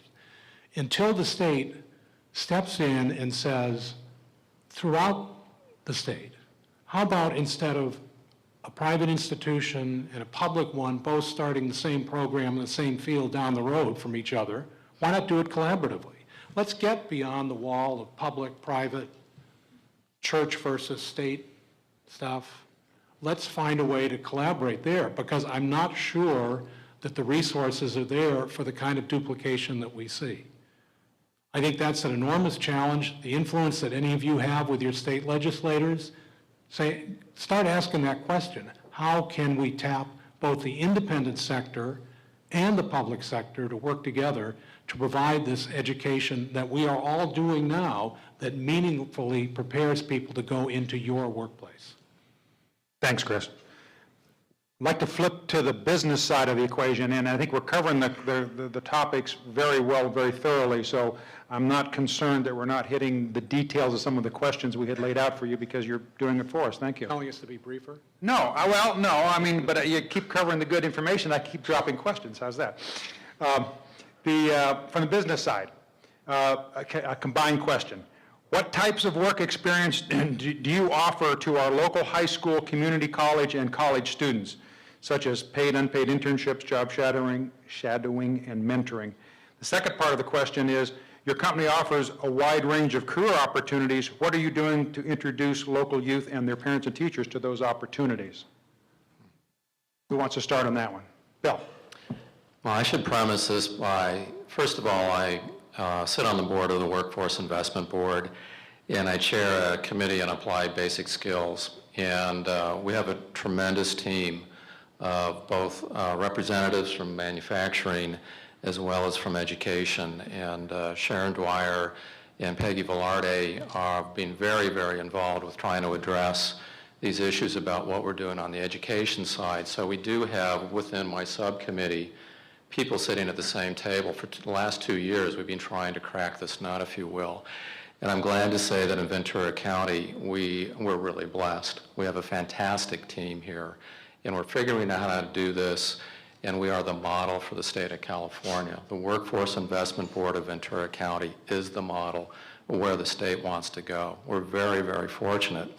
Now, having said that, one of my committee members operates a company in Simi Valley that does contract electronic assembly. And they're constantly looking for new hires. And he said recently, my problem now is that I've got recent high school graduates that don't know how to use a ruler to measure the wire to cut to go into the assembly. Now that's kind of one of those, Houston, we have a problem here. And Peggy said, well, that's because the state standards stopped teaching the use of a ruler in 3rd grade. That's a problem. And we have people that they're not equipped to almost deal with reality. So having said that we've got all these things in place, now what do we do about that? My own company, we do take on interns. We've got 2 junior college level interns with us. In the past, we've taken high school students on. Because of workman comp rules, we have to employ them. And generally, they make an instant contribution. You know, either they're doing menial work, or if they've got the aptitude, we let them take on more complicated tasks. And, you know, myself, I do guest lecture occasionally at the college level. I've been at Cal State Channel Islands, and one of my colleagues has lectured at Cal Lu. And we know that when we go into those classrooms and talk to these students, they're absolutely engaged with us. And probably we spend twice as much time responding to questions as we do to actually talking to them. So, I mean, there really is a thirst for that connection to industry. And I think really the question for all of you out there, that if you don't learn how to engage with this growing system or this growing collaboration, that, you know, this is not going to move forward. But my experience has been very, very rewarding. And I've met not only very, you know, inspiring youth, but I think we've made a huge impact on where they're going in their life. So if you haven't attempted to do this in your business, please consider it, because it is absolutely imperative. You know, everything we're talking about here. And lastly, one thing I'd like to mention, some time ago, I've got a representative from Ventura College in the Industrial Technology Program in my committee, and an occasional visitor from the Biotechnology Program at Moore Park, which is actually one of the most respected programs in the country. And I said, well, I work in medical device industry. Pharmaceuticals has got a focus on making drugs and having production equipment to do that. They also share a lot with the device industry. They work in a regulated environment. They're in clean rooms. They have to learn how to work for procedures. There's quality assurance. On the industrial technology side, they know how to work with the transformation of materials, work with computerized equipment. And I said out loud one day, I said, boy, wouldn't it be great if you guys could take a few classes from Ventura College and a few classes from Moore Park and combine them into a certificate program. It's immediately relevant to me. You know, and I've got my fingers crossed, because this is no additional curriculum required. This is just utilizing what's already been taught. You know, kids in this county drive all over the place, so, you know, they can go to, or adults, they can go to Ventura for some classes and Moore Park for others, and I think we're going to pull that off. I've got my fingers crossed. Great. One of the trade associations that I participate with, we just work very, very hard to get $2 million for LA Valley College to develop a duplicate of the Moore Park program and the medical device program as well. So that'll serve the eastern end of San Fernando Valley. That took industry participation to get that to happen. So if you don't participate, don't complain. Thank you, Bill. Other business perspectives? Henry? Well, I operate in a portion of the private sector that's undergone the sort of change that the personal computer business, the retail business, maybe auto manufacturing have undergone in the last 4 or 5 years. In the print media business, it's not that unusual to find a regional daily newspaper whose workforce is down 40 to 50%. over the last decade, and there's this massive transition going on to the digital world, which nobody really has a good revenue model for, which is why the parent company of the LA Times has been in bankruptcy, I don't know, for a long, long, long time, and the parent company of the Denver Post, my alma mater, has been in bankruptcy twice, and so on and so on. Happily, the Business Times is independently owned. We don't finance with debt. We're doing pretty well, but for the individuals employed in the media industry, and this is a big industry across the country, and it's an industry where the U.S. has been a leader. All you have to do is remember last night and all the different channels and media venues and information channels that are available to you, and you can see how important it is. And I would argue for Chris and Dick and others in education, it's important for our democracy. The media is a constitutionally protected part of our society. So what does that mean? Well, for people coming into our industry, the career ladders are broken. And I think this will happen more, not less, in the future. So somebody could come to work for me, go to work for the Star, then go to work for the LA Times. Pretty classic career ladder.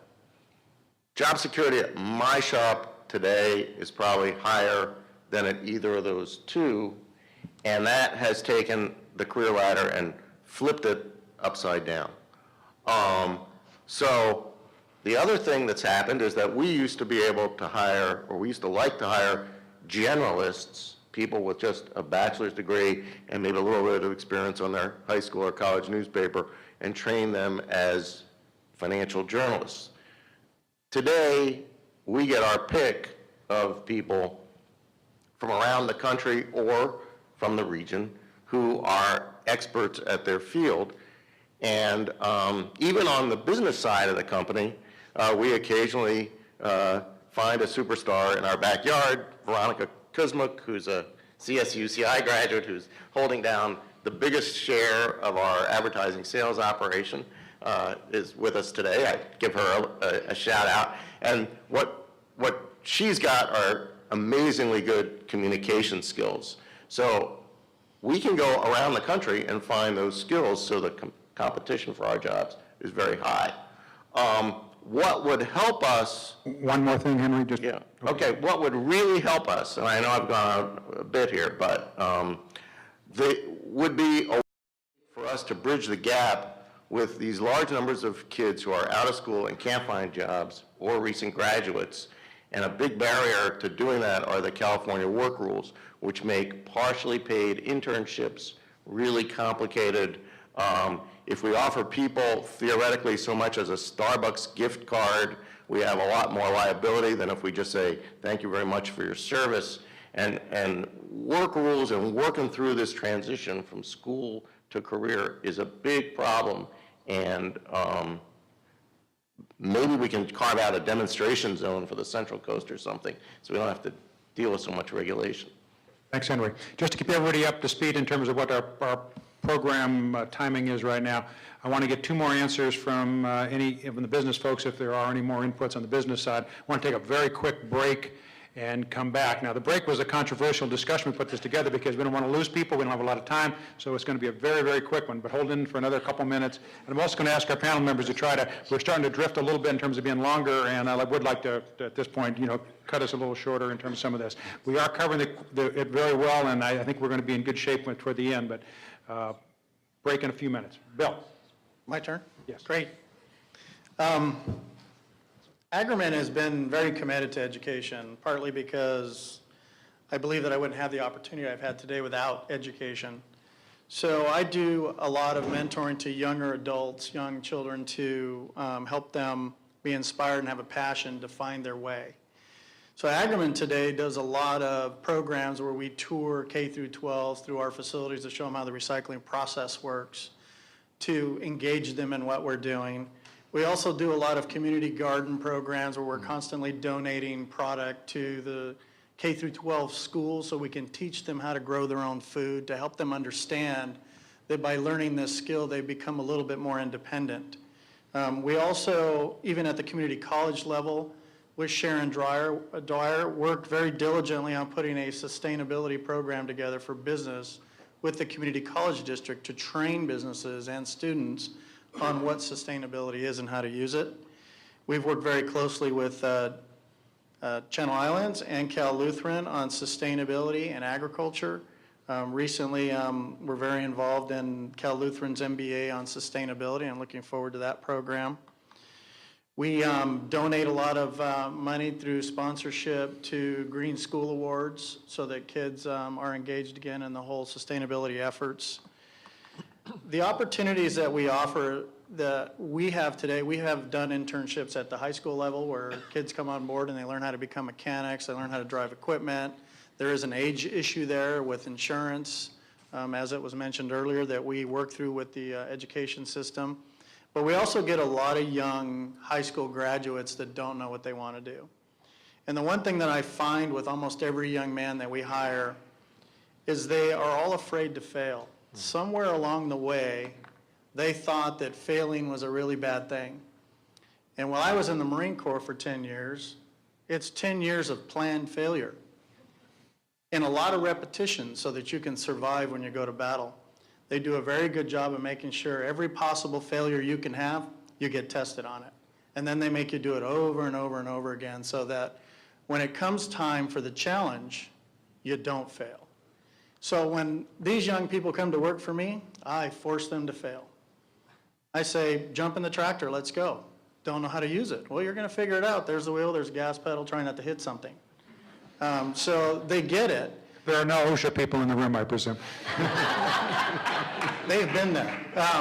But it's under planned failure. And what ends up happening is they start to gain confidence in themselves. We live in a world today where we have to compete internationally. I just looked up on my iPad. In 1812, there was only 850 million people in the world. 100 years ago, there was only 1.6 billion. Today, there's 7 billion competitors. The kids that we get today don't know how to compete. They lack confidence to compete.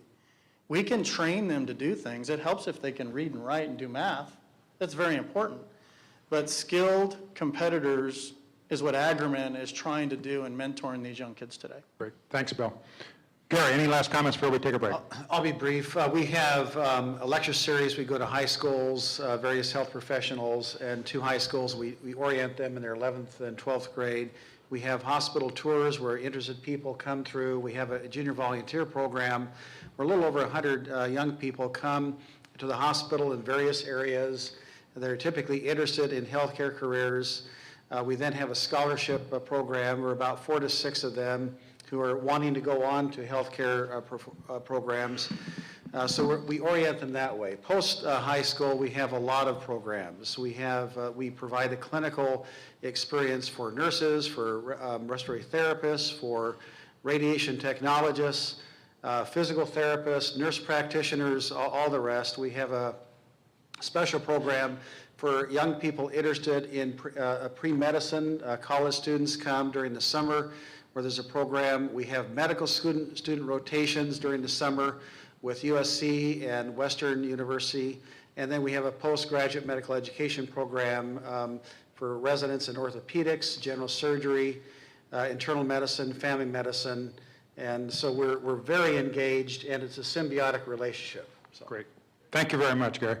We're going to do something you typically don't see at a gathering like this. We're going to start at 10:30, whether anybody's here or not. You have 10 minutes. I'd like the panel to take a quick break, be back here. We're going to start with a couple mid-session questions just to get the audience involved, so be prepared for that. Thank you. 10:30.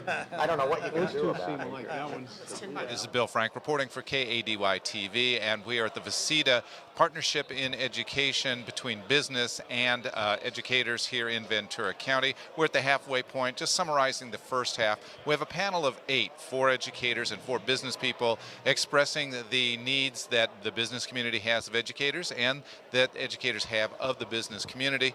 A lot of good points were made in the first portion of this seminar. talking about the various needs. A couple of things to highlight through that. Chris Kimball from Cal Lutheran University brought up some very interesting points about global competitiveness, as did Bill Camarillo. Also, Henry Duberoff from the Pacific Coast Business Times was talking about work rules and regulations. That was also reiterated by Bill Camarillo. Probably the most important point that was brought up that had been overlooked by previous panel members was Dick Rush, who is the president of Cal State University Channel Islands, talked about civic responsibility. It is the responsibility of educators to have an educated electorate that can go out and can certainly vote, and so he brought that up. The question, of course, we'd have the day after an election is, how does one measure that responsibility? If you take a look at the number of voters 18 to 24, which is the prime demographic for a university like Cal State Lutheran, you'll see that between 2008 and 2012, the 18 to 24-year-old voters were down compared year over year. So we wonder about the responsibility and how civic responsibility is measured there. Coming up in the second half, we'll have continuation of the discussion by all the panel members and comments to the Seth Godin film that was there. Most of the participants looked at that, found it amusing and entertaining, but were somewhat skeptical of it, and each one of them, to a person, defended the position of their organization as to why the status quo needs to be maintained, claiming that we are on currently a solid path to the future. It'll be very interesting in the second half to see if the moderator or if any of the panel members contest that particular theory. This is Bill Frank reporting for KADY-TV at the VCEDA, Partnerships Between Business and Education Symposium. Statements, but that are seeking clarity and a little furtherance of what was discussed. So, does anyone in the audience right now have a question dealing with the material we've covered so far? Great to see you.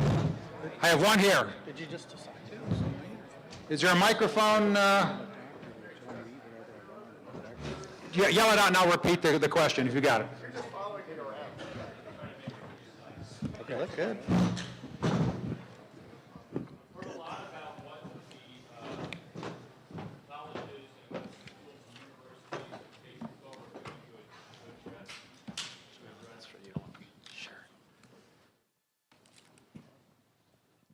I like the idea of audience participation. Hello. I've heard a lot about what the colleges and universities and K through 12 folks have been doing to address a lot of career to work path kind of things. And even Bill Pratt was talking a little bit about needing to have people that come in and can do some manufacturing.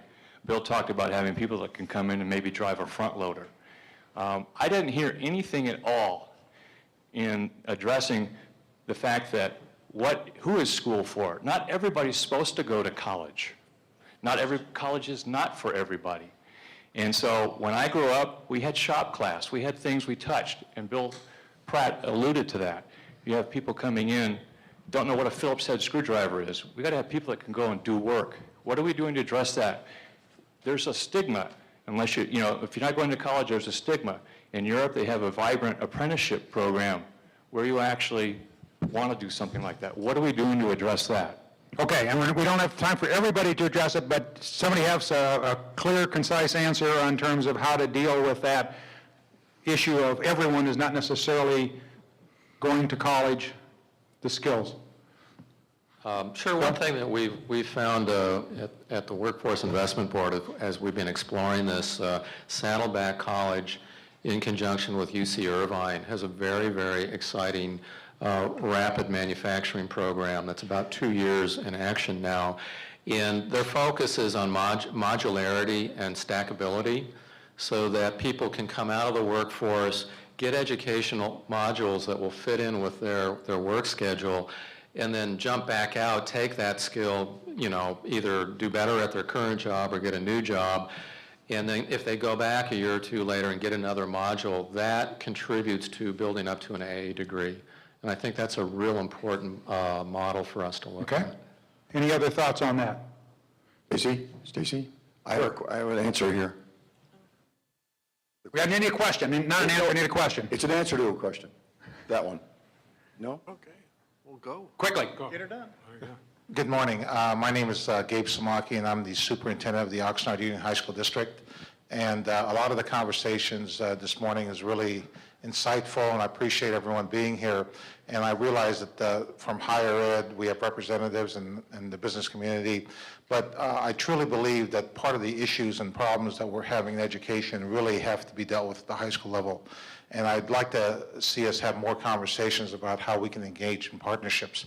To specifically answer that question, in the Oxnard Union High School District, we are really focusing on a concept of linked learning, really connecting what we are teaching in the classroom to career and college, but also that we really want to develop partnership with every person in here about how we can prepare students for career and college ready. Just in this past year, this is my second year as a superintendent, we've had amazing growth this past year in terms of our academic performance index. And what we're trying to do is make sure that our kids are not just ready for college, but also for the business sector and the careers. And I think that part of the problems we're having right now truly is funding. That's one of the critical areas. The reason why the shop classes have gone away is because the kind of skills that students are needing for the workforce are not the same kind of skills you really had in shop. Now I realize the comment was made, well, we're not teaching kids how to use a ruler. But recognize that we are living in a different world today, and what the expectations are for college and what the expectations are for business leaders is a lot different than 1950. And so a lot of people talk about, well, we should have had back, or what we should have today is our programs we had before in our educational system in the 60s. And I think what we have to do is prepare our students with 21st century skills. And the 21st century skills means that when you come in the classroom, you're not sleepwalking. You're actually using your brain, and you're able to problem solve and critical think. And so the kind of skills we have to get our kids ready for is much different than the classes that you and I attended back in high school. So we are redesigning the high school experience for the 21st century learner, and that's our vision in the Oxnard Union High School District. Great. Thanks, Superintendent. Any more questions at this point? We'll have more at the end. We have time for the end when we finish. Okay, let's make that segue, because there's a couple questions around, or statements around partnerships, and we started touching on it, but let me call out this question here. The policy playbook developed in May 2012 California Economic Summit in Santa Clara reported that the top workforce priority at almost all regional forums surveyed was the idea of creating partnerships among local workforce investment boards, community colleges, economic development associations, the business community, and labor to address such problems as the shortage of skilled workers for certain desirable industries. We've been talking about that, but that seems to be across the board now, it sounds like. So get a little more specifically into it. What specifically should each partnership accomplish, focusing on the partnership? What are the primary barriers to doing so? And what specific ways, if any, could your organization contribute to the development and effectiveness of such regional partnerships? I think we've been hitting on those, but let's see if we can pull that part together. Who wants to go first? Dick. As I mentioned before, we're all in this together. We cannot survive effectively without each other. The jobs that are available today, most of them did not exist 5 years ago. And so the training that people had to go into jobs 5 years ago today, as you know better than I, no longer may be viable. And as a result, I would suggest that one of the things that we need to do, and I'm certain that Jamila has already thought about this, is that we need short-term certificate programs. So when the skills change and technology changes, you can call upon us as your partner to make sure that your workforce is brought right up to speed in 21st century terms. Unless we stay close to each other on this and you let us know what it is you need so that we can provide it for you quickly and effectively, nobody will prosper in the 21st century. Jamal. I'll add to that and also get back at, I think, the question that was asked earlier, and that is that, ways in which we are approaching that is, once again, through career technical education. It is true that college is not for everyone, but we are putting together some of our business partnerships with actual needs. An example is, we have a dental technology program, and while making teeth may not be sexy for some people, it is actually a skill set and a job. And so we're providing that opportunity in some of the community colleges throughout the state, and students come through and get a certificate. It's a 24-month program, but they're going right into a job.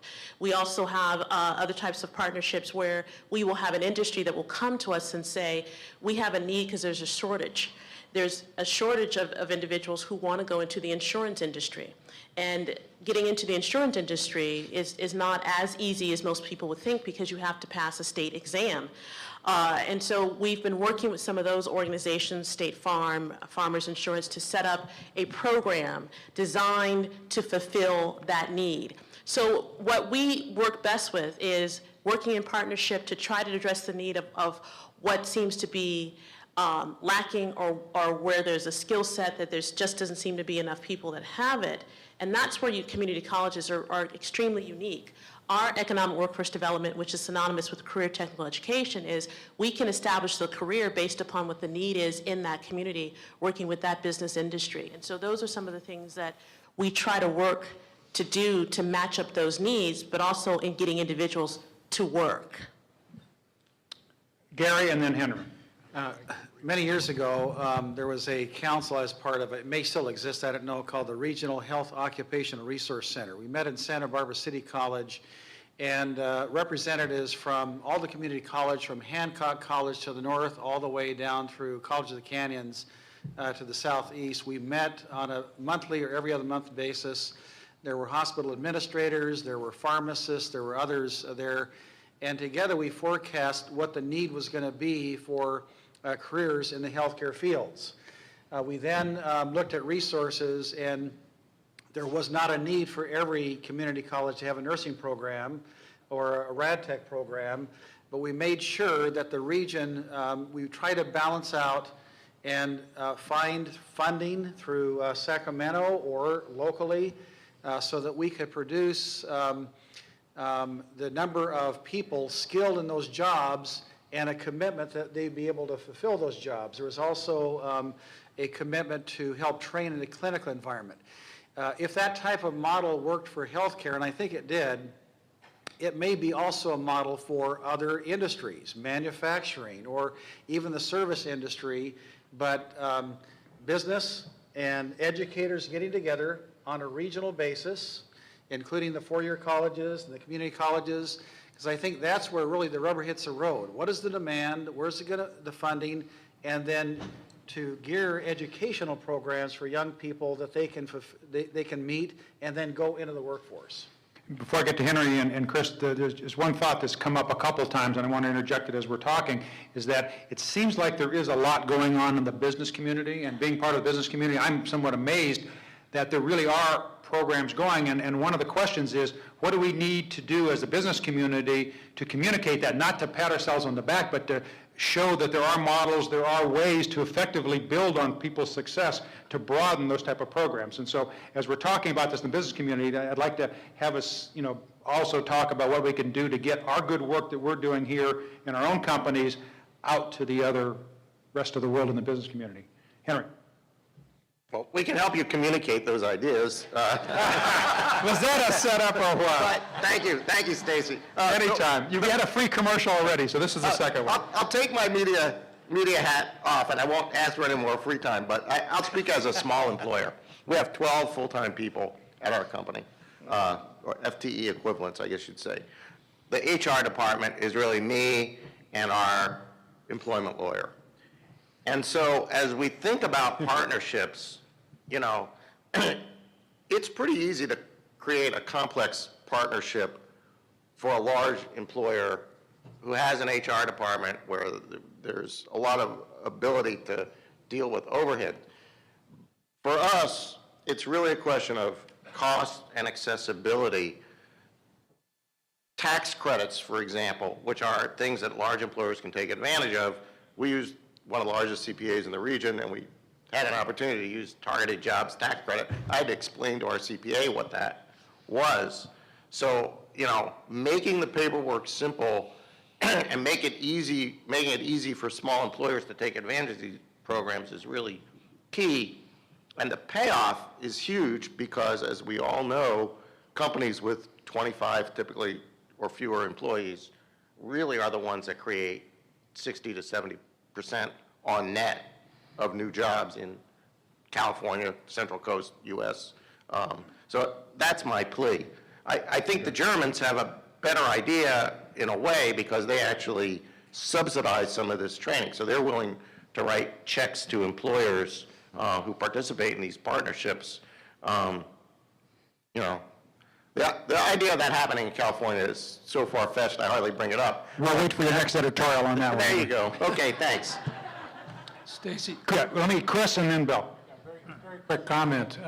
The quote you read reveals part of the problem. The only education sector mentioned in that plethora of groups coming together was community colleges. And as long as the state only looks to one sector to do it, it's not going to get done, because while everybody doesn't need to go to college, there are plenty who do need 2- and 4-year and advanced degrees in a whole range of areas, whether it's engineering, allied health, digital media. That's not going to go away. What we don't pay enough attention to, however, is all the people who start and don't finish, whether it's a degree or a certificate. How much wasted talent is there that's left incomplete? And that's one of the shocking realities of American education in general. And if we did more to speed people through the pipeline wherever they come out employable, but to make sure they do finish with something rather than being left incomplete, not employable at the level that they started to prepare for. Bill. One thing I'd like to mention about that, we know in the industrial technology area at Ventura College, for example, that students get hired out of the program before they finish. So be patient with those statistics. That's very common in career technical education, that we're so desperate for talent that will take people before they've got everything fully rounded out. Forming business trade associations is fundamentally important in your area. As we heard about in healthcare and the life sciences, the Southern California Biomedical Council, of which I sit on the board and chair a workforce committee there, in the last 5 years, we've helped obtain $2.4 million of funding for Pasadena City College and for LA Valley College. And the grant for Pasadena College was in support of the blood products divisions of Baxter and Grifols. Grifols acquired Green Cross. They're spending $1.5 billion revamping that facility, and they're in the midst of hiring 500 people. And Pasadena College will do the training of those people. So that's that type of partnership that we're looking for.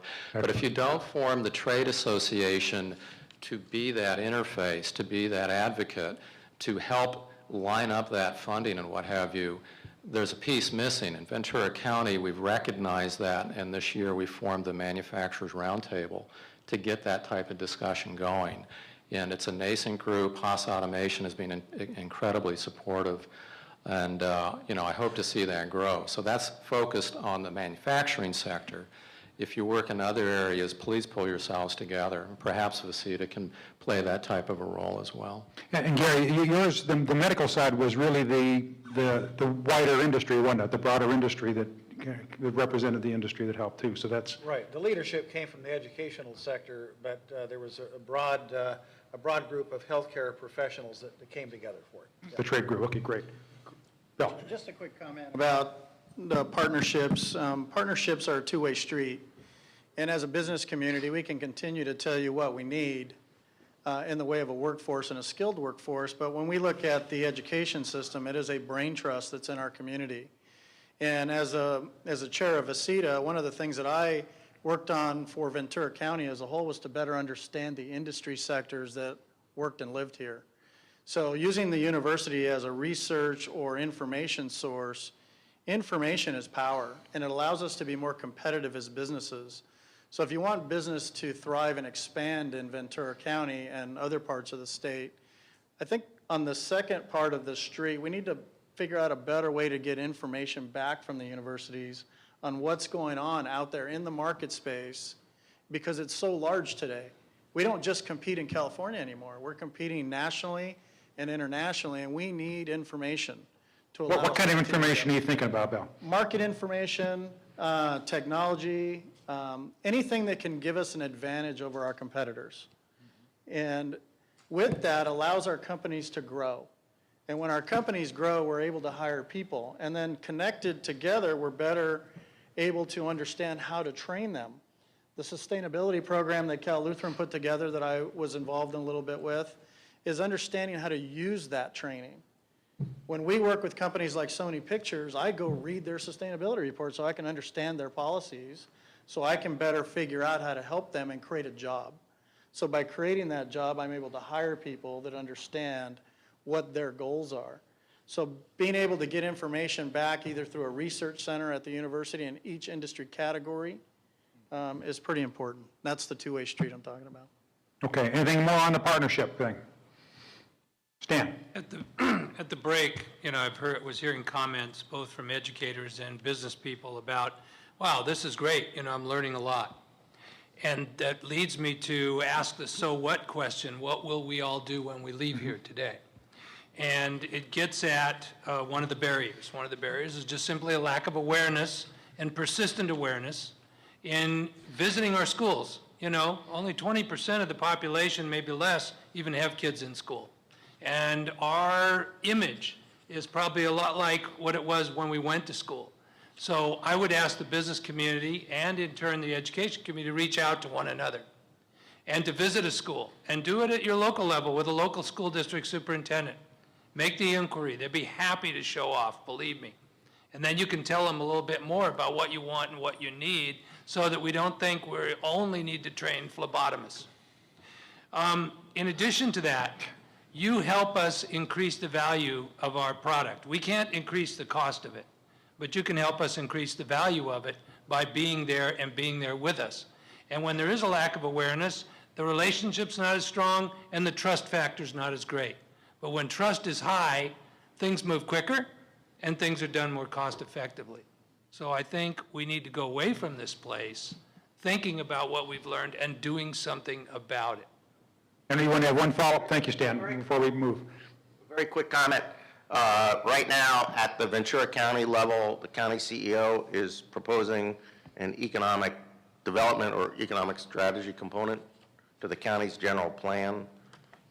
That likely will involve identifying industry clusters, and that's a great place for business and education to come together to start to communicate about ways forward to develop workforce and job opportunity. Okay, and we're going to come back to how to put this together and close it out, but there's one or two other loose ends that are floating around. We haven't really hit them, I think, directly. One of them is really one of the education questions that we had lined up, and that is, education seems to be focused on our state's low national ranking on various test scores. Why is that so important at the end of the day? Or is it? I'm looking at educators, but I'll take anybody who, Well, Stan. I'll kick it off, and I'm sure there will be more astute comments to follow. But, we're always looking for ways to measure things. If you can't measure it, how do you improve it? And as I referenced before, I think the systems are flawed. I think that the direction we're going with standardized tests puts a blanket on entrepreneurship and creativity. And the speaker that Chris Kimball recently referenced has a very compelling graph about what happens to those nations that are focused on how well they do on standardized tests versus the line that goes in the other direction that stifles their creativity. That's something America is known for.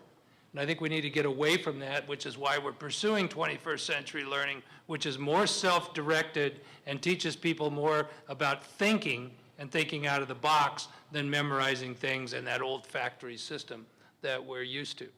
Well, do we have a way, because I heard two things as this whole election cycle. One is the test scores and one is the low dollars. And is there a substitute that is more enlightened along the lines you're talking about that can really get us to measure what it is we really want to measure as opposed to some of the means to get to that endpoint? Yeah, in our world, and I referenced this before, we're going to be looking at a new assessment system for students that's going to be in alignment with the Common Core standards. Okay. And it's going to be difficult, and it's going to be difficult to do it in the timeline that the state is requiring of us to do it. But what it will do is it'll give us more up-to-the-minute information on how a student's doing. And better yet, in alignment with something that Saul Kahn does with his academy, is letting the students know how they're doing. Isn't that a novel concept? For them to be able to see how well they're progressing point by point at each point in time. Okay, Jamil. There are two things that I think I have to point out, but first of all, let me just, I don't know if he's still here, congratulate my Board of Trustee member, Bernardo Perez, who was elected last night to our board. I don't know if he's here, but if he is, He was here. I congratulations. just started a little a minute ago. Okay.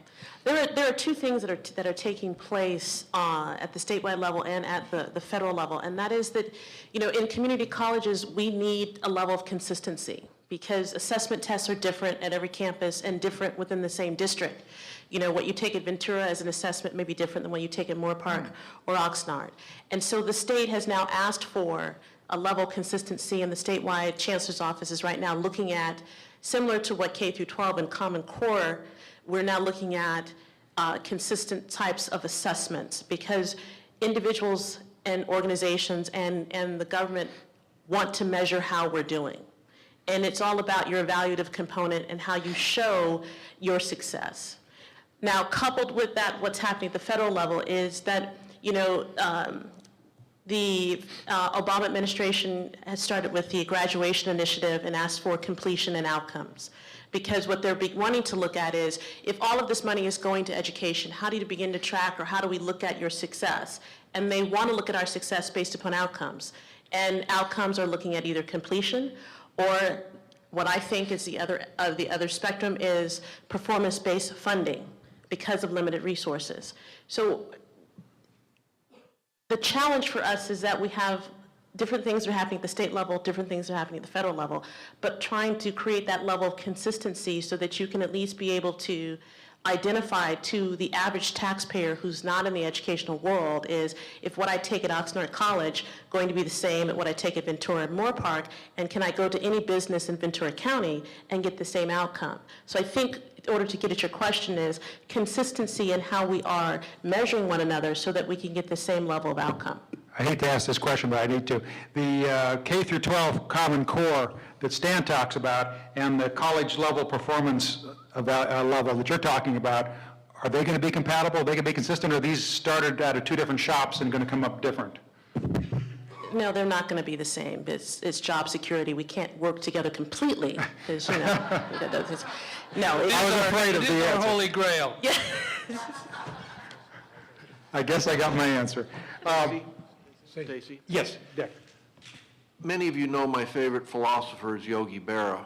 And you remember the story of when he was going to a dinner one night and Phil Rizzuto was driving the car and Rizzuto said, "Yogi, we're lost." And Yogi said, "Yes, but we're making good time." We are committed, as my colleagues are, to assessment, trying to figure out whether we are achieving what we think we are achieving and ought to be achieving. But there's one other element I would ask of everybody in this room. If we are not producing the kind of employees and the kind of research that you need, you must tell us, because that really is the fundamental assessment.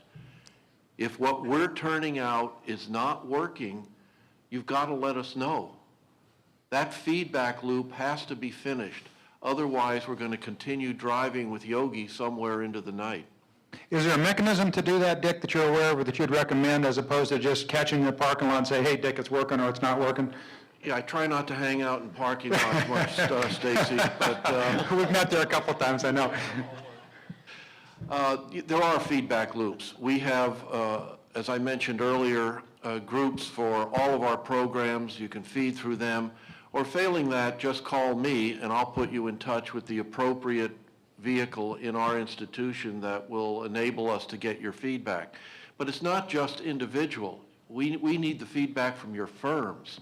If we're not producing the kinds of employees that you want, whether it's your HR department or your president or whoever, you must feed it back to us because that's the ultimate assessment for us.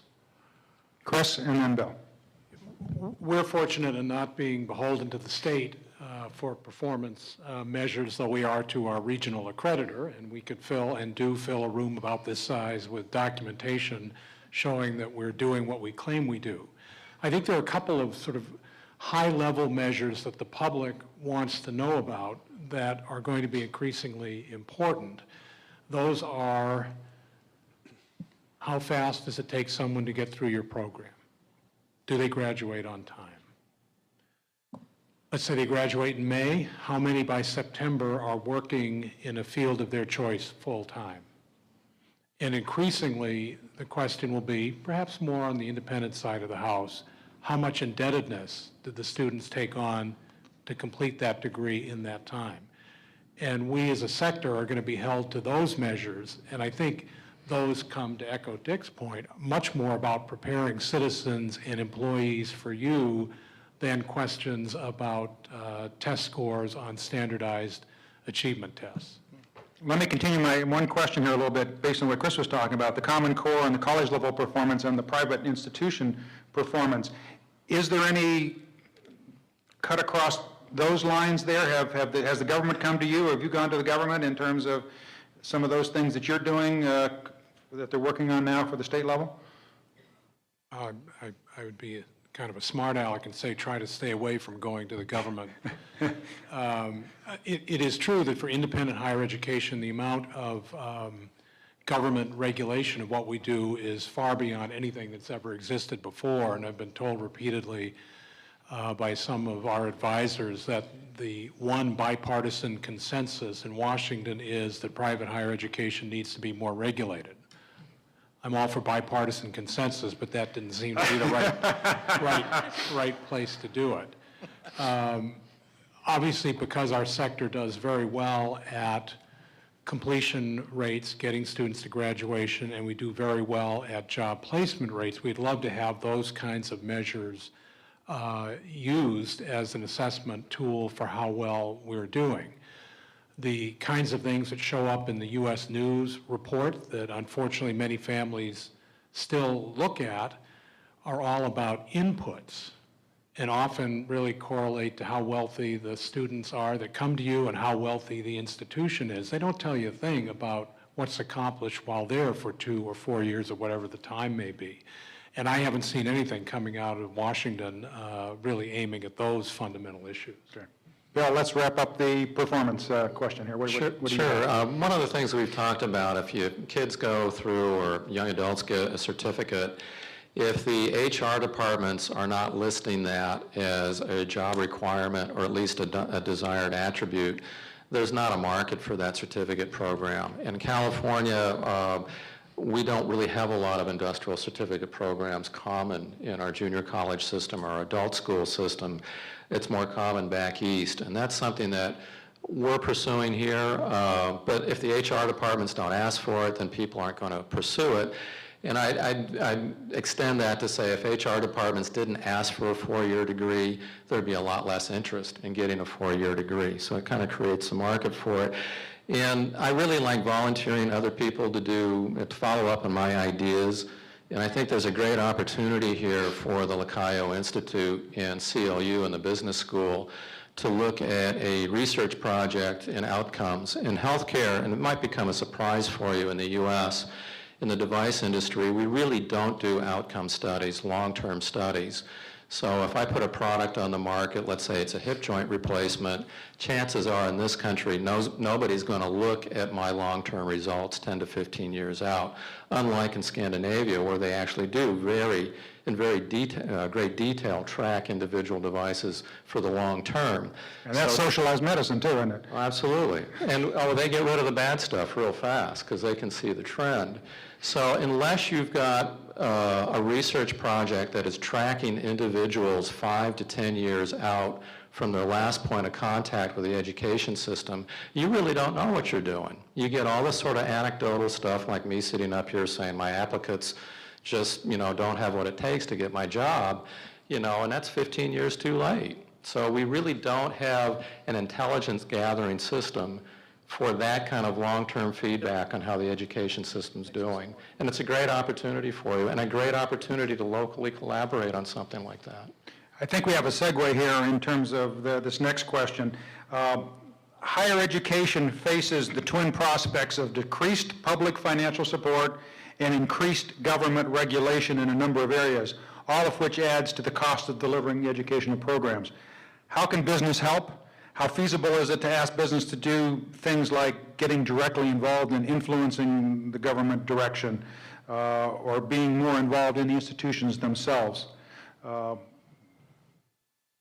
kind of responses do you have to that? Does the question make sense? Well, we need you, because when we talk to legislators, they say, sure, here he comes.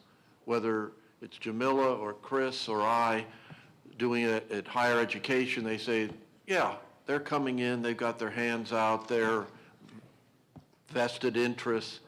But when the business community goes to legislators and says, we need change, we need support, we need education to be made one of the priorities of the state of California. I apologize in advance, but I have a hobby horse. Proposition 30, whether you liked it or not, in my mind was the head of a pin. How did we, in this great state, get to the point where that proposition was going to determine the fate of the future of California? How did we let ourselves get there?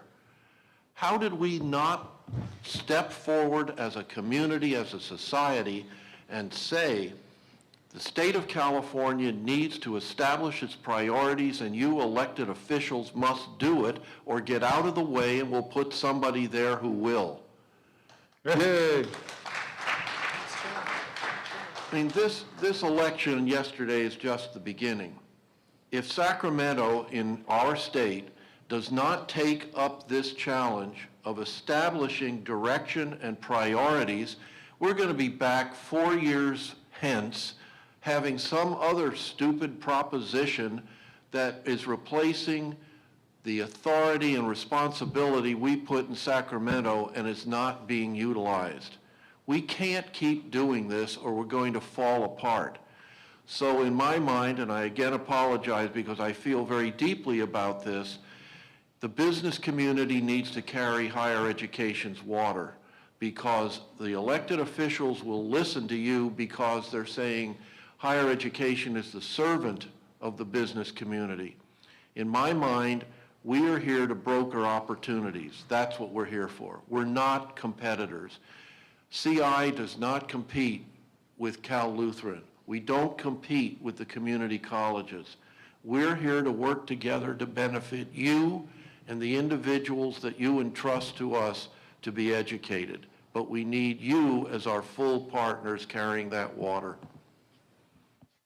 All right, let's Stan, and then we'll go to Jamila. Okay, I realize the orientation here is toward higher education, but I'd like to expand the frame a little bit, if I may. Feeling a little bit like chopped liver.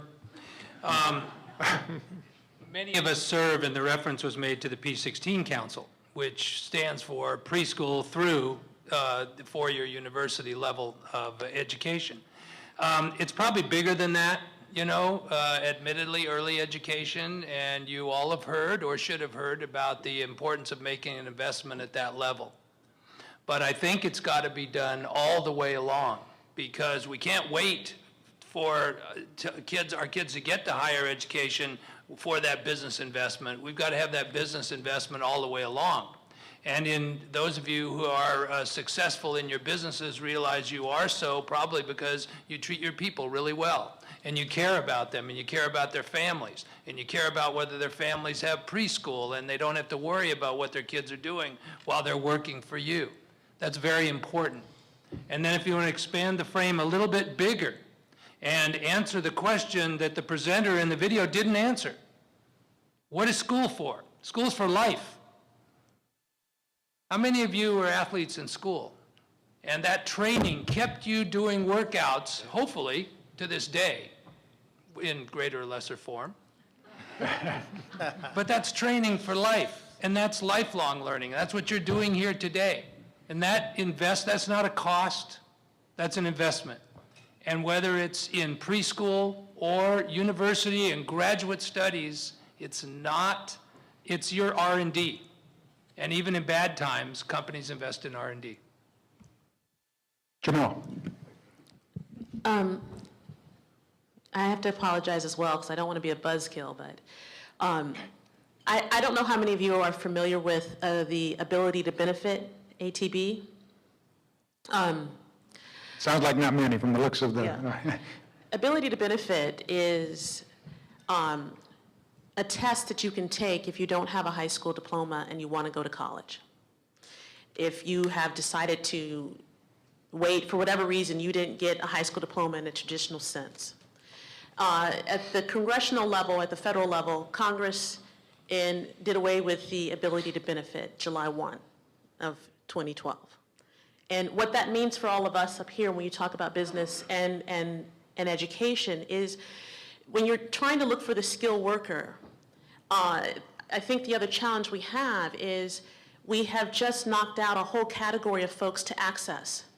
So if you don't have a high school diploma, you can no longer have access to education or additional skill sets because the ability to benefit tests doesn't exist. You don't even make it down there to Chris or Dick. You're right, you can't even get in my door.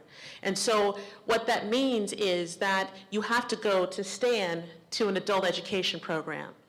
Well, you may be fortunate if you're in a county that still has adult education program that will help you get a high school diploma, because some counties have already canceled them. So we have a whole cadre of folks that don't have access, but they want to work and they want that opportunity. So Ventura, at least for now, is okay. They do have access to some adult education programs, but you can probably guess who has signed up to offer adult education in the sense of a high school diploma. It's proprietary schools online. And so that's a whole nother cadre of looking for the skilled worker.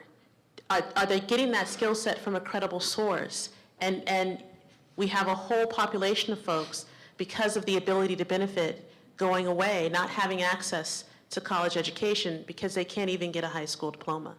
So that's another cadre we have to add into the mix that really requires us to have open lines of communication and working with our K through 12 partners that talks about the importance of the P16 Council, because many individuals are not even aware until they show up at a community college wanting to go to school because they don't have a high school diploma, or they show up and try to get into an adult education program that's been closed.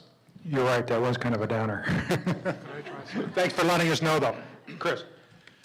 Obviously, for Cal Lutheran, we're a little bit different. The question about dwindling resources from the state government, yeah, it affects us. We have students who are in need who rely on Cal grants.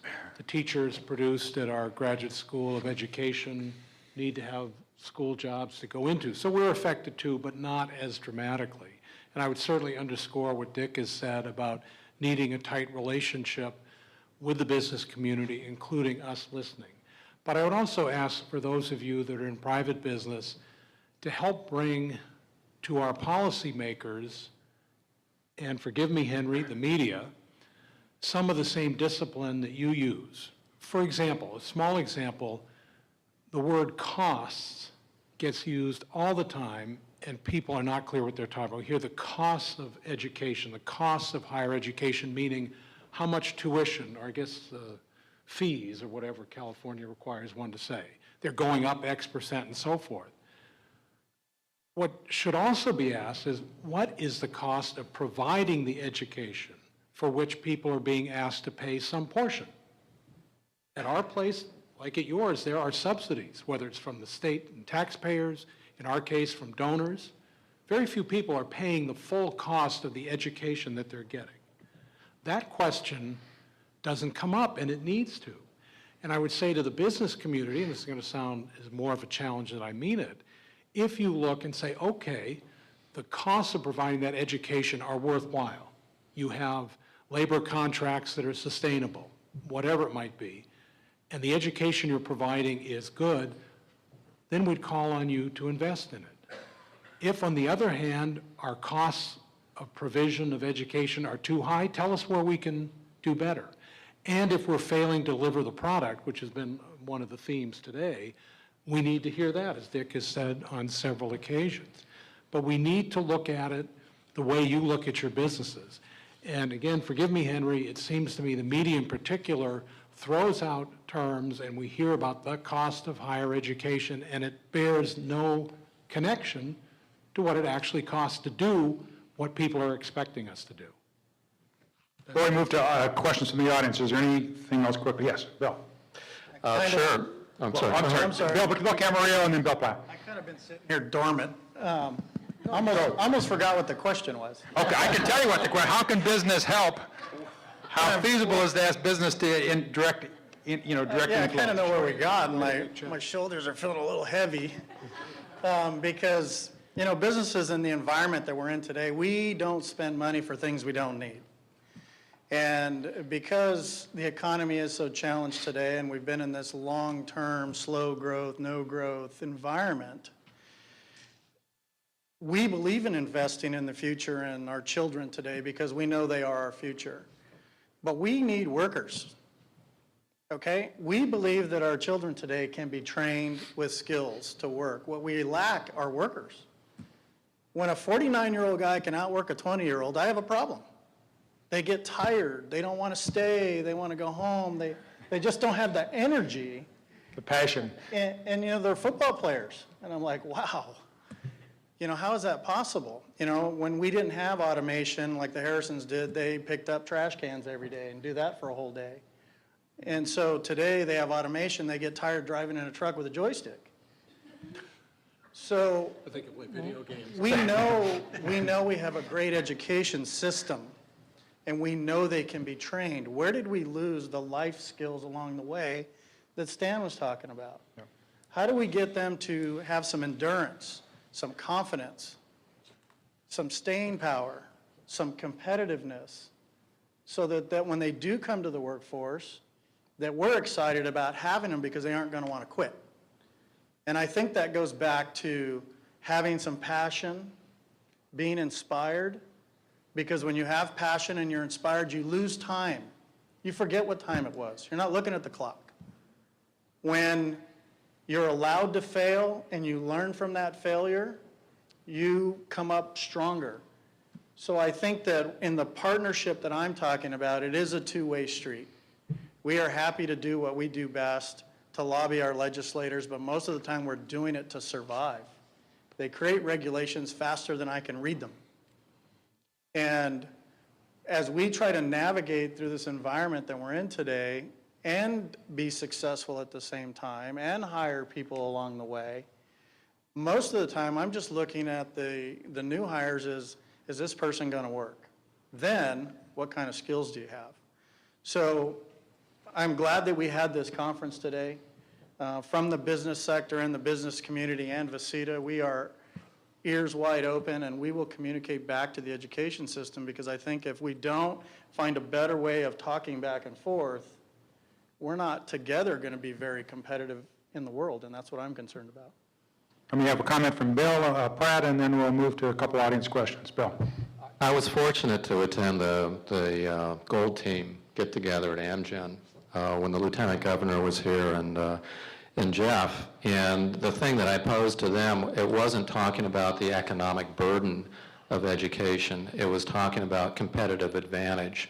And when you frame that conversation to elected officials about falling behind in our competitive advantage, then they put on their football team hat and say, wow, we don't want to fall behind. We've got to jump in there and do something about it. So if you frame the conversation, because everybody else in the world is going to school on us, and they're getting better at it. Mexico is now graduating the same number of engineers and engineering technicians as the U.S. Well, that's a big number, and I kudos to the Mexicans, especially with all the challenges that they have. But if we don't invest in this, we're going to fall behind. We are falling behind, and it's all a matter of competition, because there's lots of people in the world that want to compete with us, and they're going to school on our game, and they're going to win. Thanks, Bill. Hi, this is Bill Frank reporting for KADY-TV at the VCEDA Symposium on Business and Education. We're just wrapping up with questions and answers from the audience. During the presentation, we heard from educators and business members about what is needed in Ventura County to create a closer bond between business and education. Some of the interesting points that were brought up were the ideas of civic responsibility that education is preparing citizens to fulfill their role here in society. More interesting than that, I think, were some of the talks about global competitiveness and the costs of education as well. Following this, there will be some recommendations by the panel on what business and the educators can do together to make things better in the county. We've heard a lot from the educators who brought up very interesting points about global competitiveness, cooperation that needs to be done, as well as a little reported fact of the dropout rate on that. So we will talk more about that, I'm sure, in days to come when we get the report that comes out. Interestingly, absent from this group was government and the role that government plays in education in terms of pure research with regulations and work rules, as well as global competitiveness. And that may be a subject for future VCEDA and symposiums that they put on. So for KADY TV, this is Bill Frank reporting.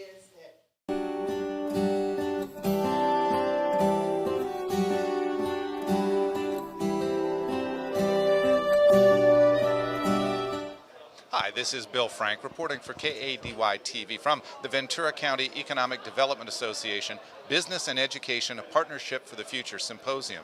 Today is Wednesday, November the 7th. This symposium brings together business leaders as well as educators to discuss tighter integration between the business community and the education community. Moderator Stacy Roscoe is a lifetime VCEDA board member. He'll guide the panelists through the discussion. The panelists representing educators are Stan Mantooth, who is the superintendent of Ventura County Schools, Dr. Dick Rush, who is the president of Cal State University at Channel Islands, Jamila Moore, who is the chancellor of the Ventura County Community College District, and Chris Kimball, president of Cal Lutheran University. Representing business are Bill Pratt, who's the Vice President of Operations at Kinemed, Henny Dubroff, who is the publisher of the Pacific Coast Business Times, Bill Camarillo, the CEO of Agrimin, and Gary Wild, the President and CEO of Community Memorial Health Systems. Central to today's discussion will be the outcomes of California Propositions 30 and 38. Proposition 30 narrowly passed, providing an additional $6 billion tax dollars in revenue from a temporary sales tax increase and additional income taxes on California's wealthiest citizens to stave off additional cuts to education. California right now is spending about $9,124 per student, which is only 95% of the national average. The Proposition 38 was soundly defeated yesterday, so prospects for a voucher school system and additional funds for the school went down with that proposition. Locally in Ventura, Measure Q passed, providing an additional $59 per parcel of property to help support our schools. Today at this symposium, we hope to learn what else is necessary to fix education in Ventura County besides money. Also on the agenda today is soliciting comments from a video clip by Seth Godin for TEDx Youth at BFS. It's titled, "Stop Stealing Our Dreams, What is School For?" It's a thought-provoking video about changing the paradigm of education for the 21st century. It'll be informative to learn each panelist's thoughts on this video. Katie reached out to Seth Godin for his thoughts on today's symposium. In a written response, he replied he was teeing up the questions for others to answer at today's symposium. The desired result of today's symposium is a business education partnership. Notably absent from the discussion is government, so we'll want to pay attention to what the partners say the role of government is and will be. Also something to pay attention to is the high cost of higher education. The inflation rate for a college education since 1986 is 498%. That's 5 times faster than the overall rate of inflation. That inflation rate is higher than oil, and it's also higher than healthcare. It's projected that the cost of attending a state college will soar to $120,000 per year by the year 2015. Student debt is the fastest growing crisis in the United States. It's currently at $40 billion. The average student graduates with $27,000 of student debt, so it's critical for businesses to assess whether college education is necessary to succeed in today's environment. Educators also need to assess 2 things. Why are the costs rising so fast and what can be done to slow them down? And is it fair to nearly every student has a college education? Stay tuned for KDTV for complete coverage of the entire event, plus wrap-up, analysis, and interviews with the participants. I'm Bill Frank for KADY TV. Boy, what a quiet room.